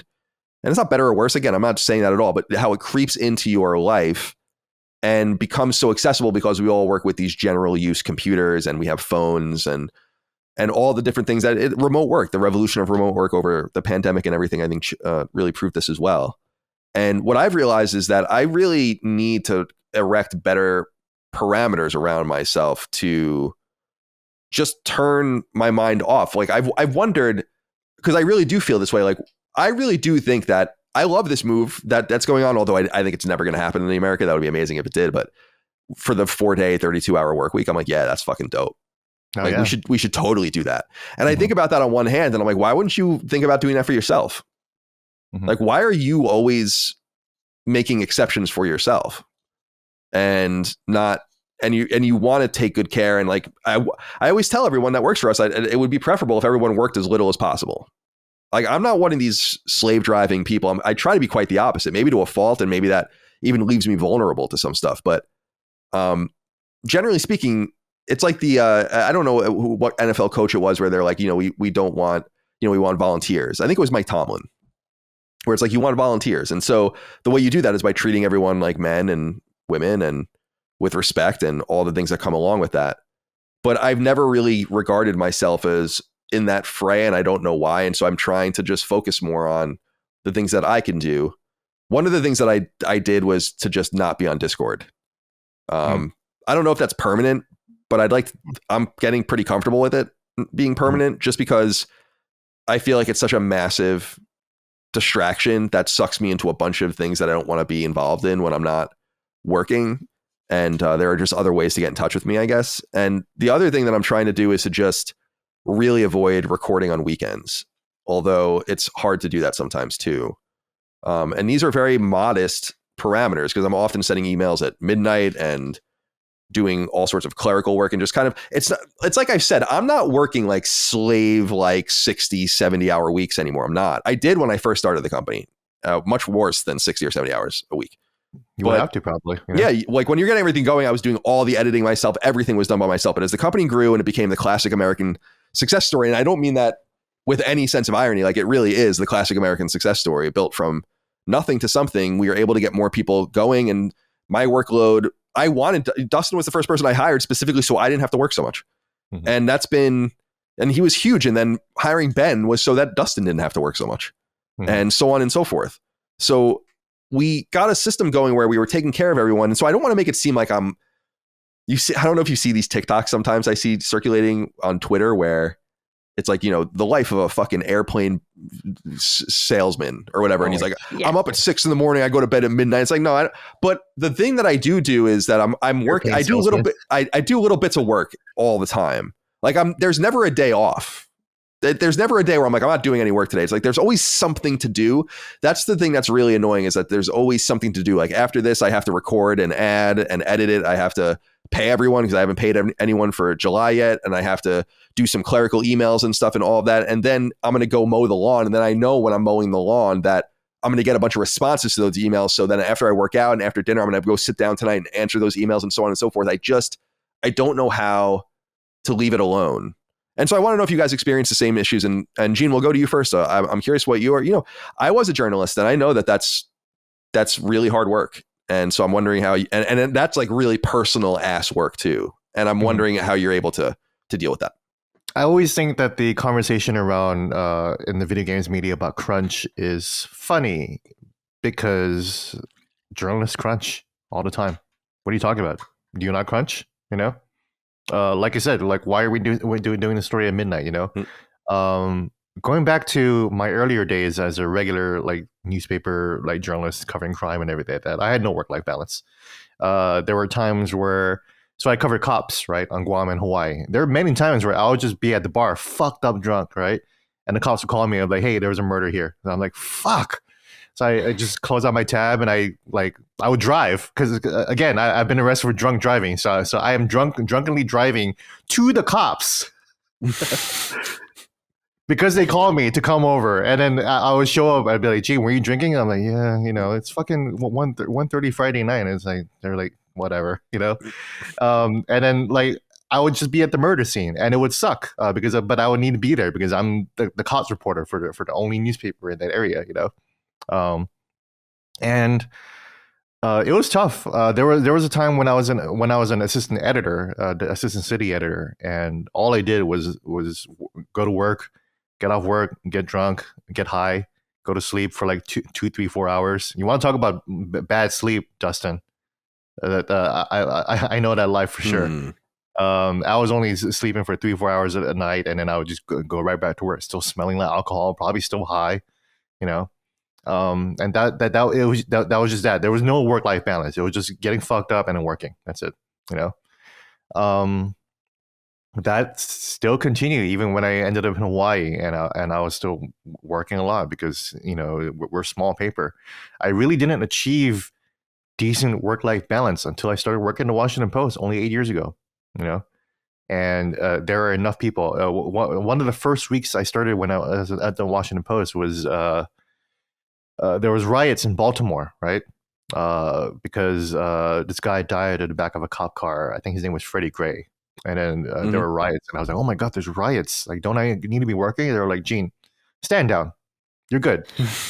We've already got like 3 people working on this. Like you literally just started like last week. Like you don't need to do anything, you know. And I was like, oh yeah, that's right. There's like 1,000 people that work here. That I don't have to do everything anymore. And my bosses at the Washington Post, you would think that they all like work like crazy, but you know what? Here's the weird thing about the Washington Post: people actually don't show up to work until like 10:30, you know, and they leave at like 4 or 5, you know. Now, granted, I'm sure there are like a lot of reporters who are working at home and doing a lot of stuff, but like, they're not in the office a lot. And at least for me on the audience team, you know, my editor, I'd be still at my desk at 6 o'clock in like 2016 or whatever, and they were like, "Gene, what are you still doing here?" I'm like, I'm just finishing up this project that I'm on. I was like, it's 6 o'clock. There's nothing you can finish. Nothing you can do now doesn't need to be done tomorrow, you know? And I was like, yeah, you're right, actually. And that was really, really helpful. And it was really, again, really the first time in my life that I ever had anyone be mindful of that, you know? And that's why I'm so grateful of the people that worked at the Post, because they actually try to encourage work-life balance. And I still have that now. You know, if anything, it's a little bit worse now because I'm in games. So now I'm starting to think about like should I be playing something that's topical? Like right now, should I be playing Baldur's Gate 3? Right? And I'm like you, Colin. I look at Baldur's Gate 3. I try Baldur's Gate 3 early access. I try Baldur's Gate 2. These are not my fucking games. Yeah, no, you know? CRPGs. I'm a little bit more tolerant of like complicated games than you might be. But at the same time, I think Baldur's Gate 3 is still the Baldur's Gate series is just it's just a wall too high for me. You know? Yeah, same. Yeah, I'm just not interested in that game at all. But I installed it on my PC, and I'm still like wrestling. I sucks that I had to wrestle with myself. Like, should I play this game or not? I kind of don't want to. You know, I don't want to play Baldur's Gate 3. But I'm feeling this pressure that I have to, and I probably will. And I'm gonna have to learn all this shit. You know, I have to learn how to play fucking Dungeons and Dragons. I never learned how to play Dungeons and Dragons. Oh, interesting. Right? Yeah, you know, yeah, that's so fascinating. Yeah, and so you know, the work-life balance as a content creator reminds me of what my friend Pat said in his podcast a couple of weeks ago, where someone asked him, you know, has content creation affected your relationship with video games? And he was like, you know, the old adage when you say, you know, do what you love and you never have to work for another day in your life. Now in content creation is do what you love and you will work every day for the rest of your life. That's totally. It's and that's what you do, you know, and because you're a content creator, you know. Totally. And it's funny because I always had that. I have a very workman-like mentality. Like I consider I was a workaholic, I think, when I was at IGN, and maybe a little bit. I don't consider that so much with LSM because that was what was necessary. But at IGN, I was just totally involved in every aspect of that site for a really long time. Yeah, I imagine that you probably worked a lot at IGN. Oh my God, did a lot of crunching at IGN, right? Oh, constantly. We loved it. I mean, that was the thing. I remember when Casey Lynch became our editor-in-chief, who was only there for a couple of years. He's at Square Enix now, I think, in their marketing team. But he was surprised. Like Greg and I were he was just at the office doing stuff late, and he's like, "Why aren't you guys home yet?" Like it was like 8 or 8:30 at night. And we're like, "It's TGS. Like, the fuck are you talking about? Like, we're gonna watch the thing and like write up all the stuff." And he's like, "Oh, I didn't know we like." And I'm like, "This is what this is. You know, like this we." And I to their credit, and I will say this openly, like, to their credit, they were always like, "You do not need to do this. Like, you do not need to be here. You do not need to." And that was often the case. And I, from Pear and Tal and all the different people that I answered to over time. So it was totally a choice, but it was also a choice based on self-preservation, because whose name was at the very top of Google Analytics every day? Me. And who is totally safe from the next layoff? Me. Right? Like, and the people that they would act like that didn't matter, but I know that it did when they would look at who they were going to fire and who they were going to laugh. It does fucking matter, man. Of course it does. And so I didn't get laid off, you know, because they know that I want to come into the office at the Washington Post. They know that I love being there. They know that I love working with other folks there, you know. I remember we had before Microsoft bought that program Yammer. We used to use Yammer to like put up our like what news stories need to be written, and then we would put them up for freelancers, and I would just write them all myself. And they would get so mad. I'd be like, "Fuck it, I'll just write." I'm like, They're like, shouldn't you be doing something else? I'm like, I'm doing everything else I need to do too. Is it really that complicated to write like a Gone Gold story or something? And I'll just take the 100,000 views. I'll take it. It's fine. No one else seems to give a shit. So, and I remember, and I've said it many times, that Pear complimented me years later by saying like, you are still in the top 10 most trafficked authors in IGN's history. Like, and you haven't written anything in years, That's crazy. And that might not be true now. But it definitely, one of the things that hurt me, which is a bummer, is that when they made the wiki system over at IGN, I wrote 94 strategy guides at IGN. My Fallout 3 guide was 500,000 words and used to get millions of views a day at the top of its. And they made them all in the wiki systems and removed the bylines from all of them. So I probably lost credit for all of that, or at least moving forward, I would have lost credit for all that traffic, which is totally unfair because I wrote those. I still go to some of those guides. Actually, with Final Fantasy 3, which I just played on NES or the Pixel Remaster, I wrote the DS version of that guide when I was in college.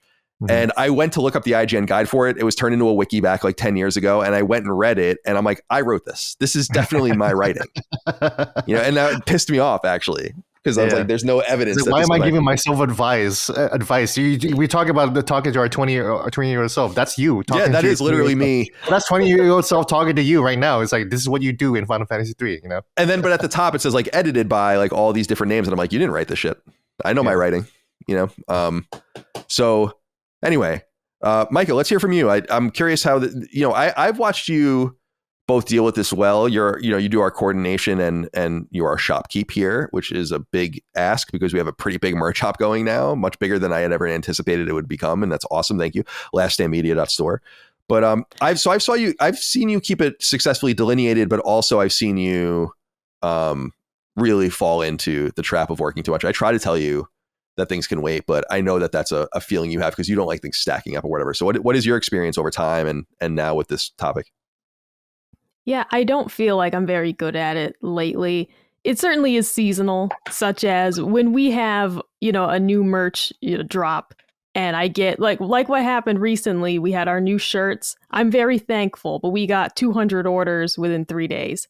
Just seeing how many I had to do just kind of gives you a panic of like, I know I have time to do these. Our audience, I've never once has anyone said, where's my stuff? Like we don't have the type of people who are emailing me the next day being like, why isn't it shipped yet? And I'm extremely thankful for that.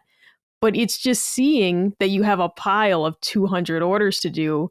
It's really hard to not try and just dig in and do as much as you can at once. It does affect me negatively. I have like chronic acid reflux. I've had that for like 10 years. And it's very well managed. But when I'm stressed out, I feel horrible. And then it starts to really kind of combine with, well, I had all this work to do, but now I have like the worst stomach ache ever. So I need to go lay down. But that means I'm not working. It also means I didn't feel well enough to cook dinner tonight. That makes me feel bad. I didn't feel well enough to do like the laundry. And so for me, everything just kind of starts to like compound in my brain and just feels worse and worse. But then it also, once I have all the orders done, such as right now, I only have 2 orders to do. And it's the best feeling in the world after essentially waking up every day and like, here's 30 more orders. I would get down to like a couple more to do and then more come in. And I'm like happy about that. I'm really excited about it. But it is difficult just when you're the only person who's doing them to see a stack of 200 things to do and not like panic just a little bit. And then it comes down to with the whole thing with the coordinating, this isn't work that's difficult, but there's a stress in it of like waiting for people to get back to you of like, I need to schedule 3 different podcast guests. I have to get one of them to reply to me first because I can't offer them all the same dates and have them all choose the same date. But if one person's taken 3 days to get back to me, I'm looking at the clock like I got to get these other 2 people scheduled. And that's really, it's more of so things that are not in my control stress me out way more. Trying to organize people and I can't get a response out of someone. I've waited a week and I haven't heard back from them. That's when I started to get stressed out just because it's not Micah, within my control. I haven't responded in the past. So. No, not you, Gene. No, not my green diligene. But no, so those are just the things that are tricky for me to put aside. I really struggle with not thinking about work outside of work. And it's because I work from home. When I worked at any other job, like Colin said, when I worked at a factory, you can't bring the factory machine home. Like that stays at work and you come home and you're done with it till the next day. And it really was just so much less stressful. My job now is easier, but it's more stressful because the reality is that when I do see an email come through at midnight, I want to just answer it because I don't want to think about it the next day or like all night, basically. But it's hard to tell myself, just leave it for tomorrow. You don't have to do this right now. Part of that work from home thing too is just that when your home is your office, all that stress, it doesn't go away the same. When I worked at UMass IT, and yeah, you had a really stressful day fixing people's problems, but you go home and that's it. And then once we started working remotely at UMass, that's when I started to notice that like the stress of the workday did not fade the same. Because all I was doing was shutting my laptop, and then I'm still in the same apartment where I had some lady yelling at me and all that stuff. It's all over the phone, but still, it all happened in this same space. So I do think work from home has its own unique stresses, especially. And just being so connected, like I'm not limiting myself to I only work when my laptop's out. It's like I'll be on my phone in the middle of, something completely separate, see an email come through and just answer it. And that's just kind of, it's just tough. It's tough to separate it. But for me, like the trickiest thing is just watching Colin work so much. And that's just where it's just one of those things of it's difficult to watch someone like really like you feel like they're overworking themselves or like what can you do type thing. And so that's where I try to do the extra things like making sure like I make dinner every night, taking care of you take good care of me and and you take good care of everything. You're very much appreciated, because you understand, you do understand the grind, and that is appreciated. Right. I mean, it's hard. It is difficult to basically accept that you're kind of like second place behind like the business type thing, because the reality of it is it's like that is just in our daily life very important, has to be prioritized. And there's just a point where you can't take it personally. Like you can't take it personally that Colin's really busy this week and we just didn't really get to spend much time together. It just is what it is. So I think too, that's part of dating someone who is, kind of always busy. It is difficult, but you just have to find ways around it. And that's also where just me being comfortable doing my own thing more so as well. Being more comfortable just kind of being like, well, Colin's busy, so I'll go hang out with the dogs, do whatever. But I think that's a bigger part of it for me in terms of the work-life balance is less so my own work and more so adjusting to Colin's workload and just sort of accepting what he has time for and what he doesn't have time for. And then just kind of making the most of the time we do get to spend together because, yeah, a game like Final Fantasy 16 comes out and Colin needs to play it. He doesn't rush through things, but he needs to, get through this game. He can't spend 2 months playing it. So things like that kind of always get in the way, but it is the hardest part is just the emotional aspect maybe of managing my stress for my own work and then managing I don't want to call it disappointment, but managing that when it comes to Colin's work and how busy he is. It is a lot to deal with, but I don't know. I'm getting better at it. I'm trying to get better at it. I'm trying to get back into like reading every morning and reading every night. That really helps me wind down at the end of the day, really helps me start my day less stressed. Because instead of eating breakfast and immediately starting working, it helps just read for like 15 minutes, get that part of your brain that is, just shift your focus to something different. It really does make a huge change in how I feel throughout the rest of my day.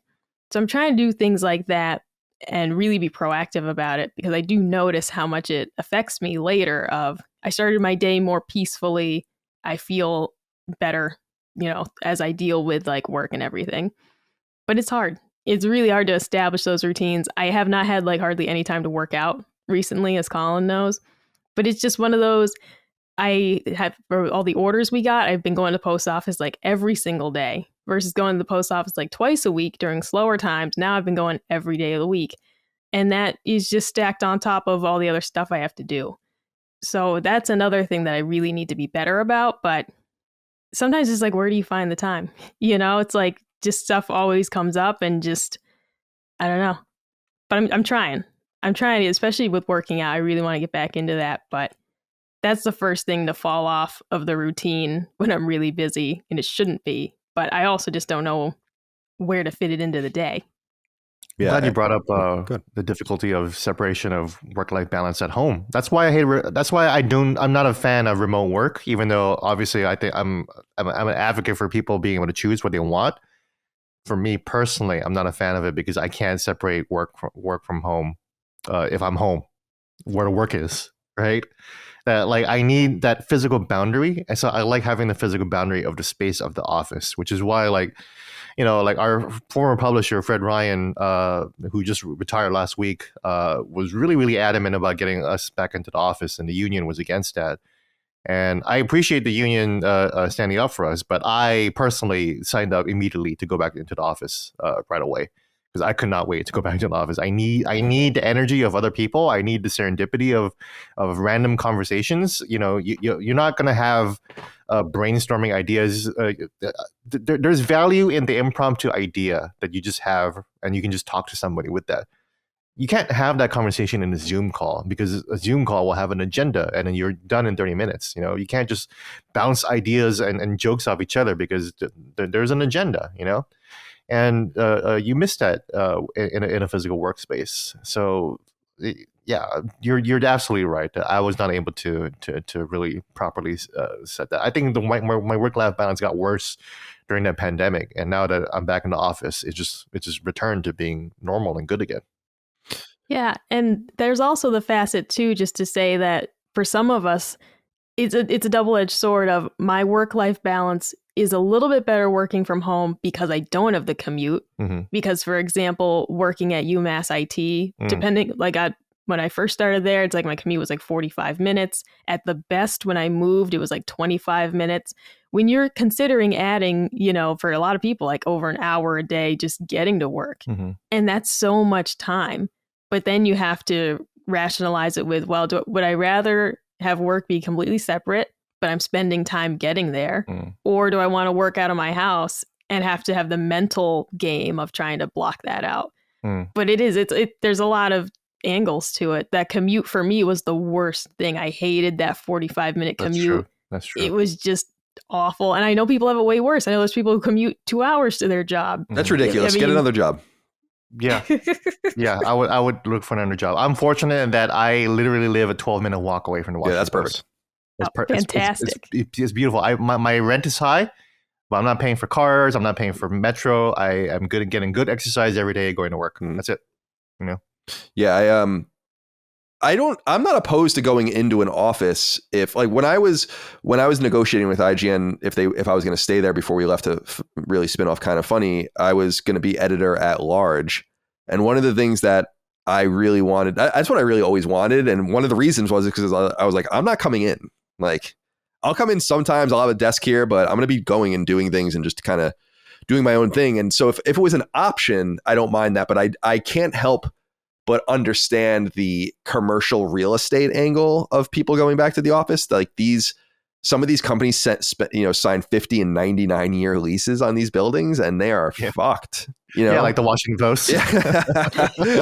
And I just think I think a lot of it, I can't help but look at it a little bit with a side eye when I know that it's a lot of companies trying to generate value out of these assets they shouldn't have invested in at all. I mean, I know some of the Silicon Valley companies are a little more hardcore than others, but like Apple, didn't they spend like billions and billions of dollars on their new headquarters and that circular Pentagon looking place? And now none of their the most high end employees don't have to work there anymore. They can go work somewhere else, and Apple needs to retain them. It's just this devolving level of value, which I feel for them, but that just is what it is. But I used to have to take the Muni, the San Francisco subway, into work when I was at IGN, and it was often broken and it was really annoying.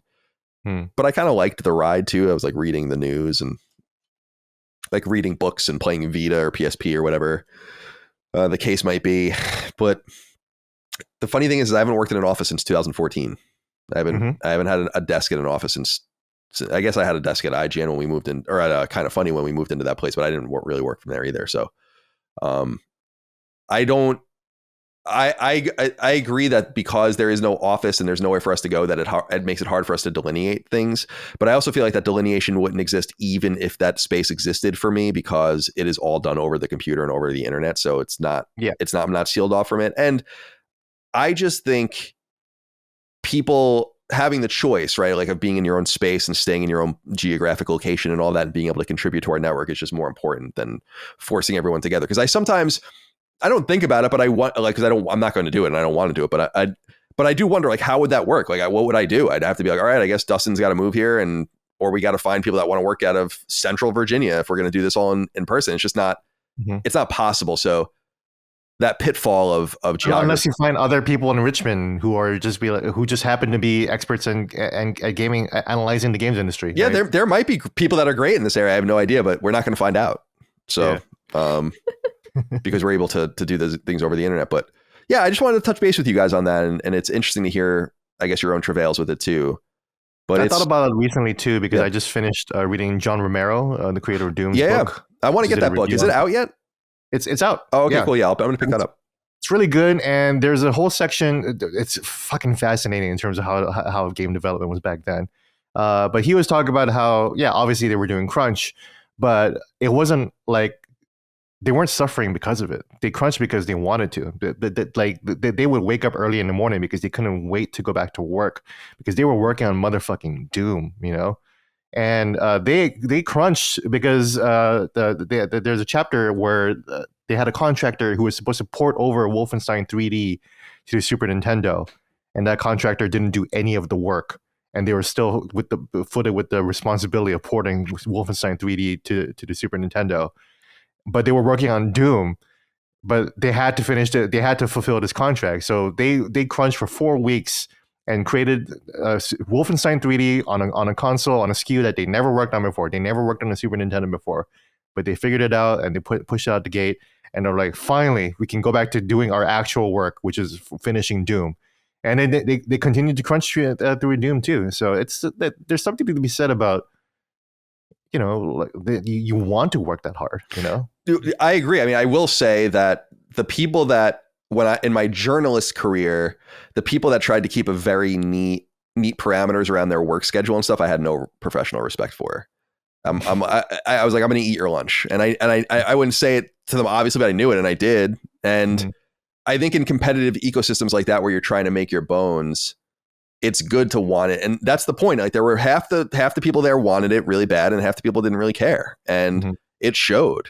And that's why Greg does what he does now. That's why Ryan McCaffrey is doing what he does now. That's why all these different guys are in their positions. Destin Legary is the director of IGN Video. Like, those are the guys that always, that's not a surprise to me. It's not the fucking lazy people that rose to those positions at all. Destin was always one of the hardest working people at IGN. Ryan was always one of the people that cared the most at IGN, and so on and so forth. So of course they rose to the top, and the rest of the people carved off. So I agree with you in the sense that crunch is, I'm not really very judgmental on crunch, because I do think that it's often voluntary. Sometimes they say people, even though it's voluntary, it's implied that it would be forced. But the big thing about it, especially for these big AAA projects, is how much money they make on bonuses. And I think a lot of them know, like with Red Dead Redemption 2, I think like average bonuses were going into the 6 figures for that game. And that's like, are you really going to cry because you had to work hard for a few months because of that? I think a lot of people would take that deal that have to do, frankly, much harder jobs than that. And like the famous video of those guys on the oil rig that always goes around Twitter. I always love that. Like, this is what real men do. And it's like, these guys are looking like they're about to fucking die in the middle of an oil rig. And I'm like, well, that's not what everyone's doing either. But anyway, we're not crunching at the oil rig. Yeah, they're literally crunching. Yeah. Anyway, let's get out of here. It's time to go. It was good to talk to you guys today. I appreciate you taking the time. Let's go around the horn and say goodbye to everyone. Micah, thank you again. Well, certainly. This was a very good one. Having a little more one-on-one time with Gene, because when we realized, it was like, wow, it's been like a year since Gene was first on, Last Stand show. And it's like, it flew by. April 2022. Yeah, it's crazy. I mean, and so being able to do Punching Up with Gene, I mean, it's like a dream come true, especially because I've always wanted to do something Nintendo related. And we have this like fantastic little cast here. But getting to spend a little quality time with Gene, this was fantastic today. Oh, I'm so pleased to hear that. Yeah, I think Gene's doing a great job. I'm so proud of you guys for the new show. Much like defining Duke, you're entering into a very crowded space and you'll have to carve out your place. But seeing what Duke has done with their numbers, like I think punching up is going to be well on its way, especially with, we're riding Zelda and now we're going to go into this fall. And then of course the new hardware is going to come out. And I think it's going to be great for you guys. So it's going to be a time for us when the Switch 2 happens. So definitely. Yeah. Gene, goodbye to you. Do you think it will be called Switch 2? I wonder what the name will be. I have no idea. It's probably Super Switch. It's probably something fucking stupid. So I don't know. Switch is the most normal name they could have came up with. Like, thank God that it was just the Switch. I hated that name when they announced it. It's funny how common. Like, I don't even think about it anymore. Yeah, that's true. Yeah, actually, yeah. When you think about it, when it was really revealed, it's like that's a kind of a strange name. Yeah, it ended up being great. I was wrong about a lot of things with the Switch. The funny thing with Nintendo will be if they can. Or the interesting thing will be if they can continue their momentum, but I think they will. They're in great shape and just killing it with almost 20 million copies of that Zelda game sold. I think it's just incredible. So, but Gene, thank you for taking the time, and I hope to have you back. I didn't realize it does seem like it was just yesterday, but you have been on so much stuff. You're certainly one of the family, and we appreciate your time. Yeah, happy to be here. I enjoyed this episode as well. It was I felt a little bit like I was in couples therapy with the two of you. Oh, okay, interesting. and I'm the doctor or observant or whatever. Cool. So, good. And that was my perspective. Like Micah's like, oh, I'm so glad to spend time with Gene, and I'm like, I'm just just listening to these two people, hash it out, Well, I appreciate you taking the time, Doctor. And we'll have Dagan will be back. We didn't get into Cracker Barrel today. Yeah, no, I can't get into Cracker Barrel Gate right now. But Dagan will be back next week for more Constellation, so he'll be back in the fold. Although he'll miss the next episode of Punching Up. I think I don't know what he thinks he's doing, but nonetheless, he's on the lam. So appreciate you guys out there. Thank you for your love and support. Crunching. That's what his work-life balance is too good right now. Yeah, Dagan has the worst work-life balance of anyone I've ever met in my entire life. So it's good for him to get away. He is the true definition of workaholic. Like definitely a chip off the old block for my dad. But thank you guys for your time, and thank you all out there for your love, kindness, and support. Patreon.com/LastStandMedia for early ad-free access and more. LastStandMedia.store for merch. Couldn't do it without you. See you next time.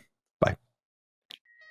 Constellation is a product of Last Stand Media and Colin's Last Stand LLC and is proudly recorded in the USA. The show was conceived by and is directed and hosted by me, Colin Moriarty. My co-host is my brother, Dagan Moriarty. The show is produced by Last Stand's executive producer, Dustin Furman, and is edited by associate producer, Ben Smith. All Last Stand theme music is by Ramon Narvaez, and all of our graphics and logos are by Dagan Moriarty. As you know, all of Last Stand Media's podcasts, including Constellation, are fan-funded on Patreon at patreon.com/laststandmedia. The following names are at the producer level on Patreon, our highest support tier, and we're infinitely grateful for your thoughtful and kind contributions to our independent endeavor.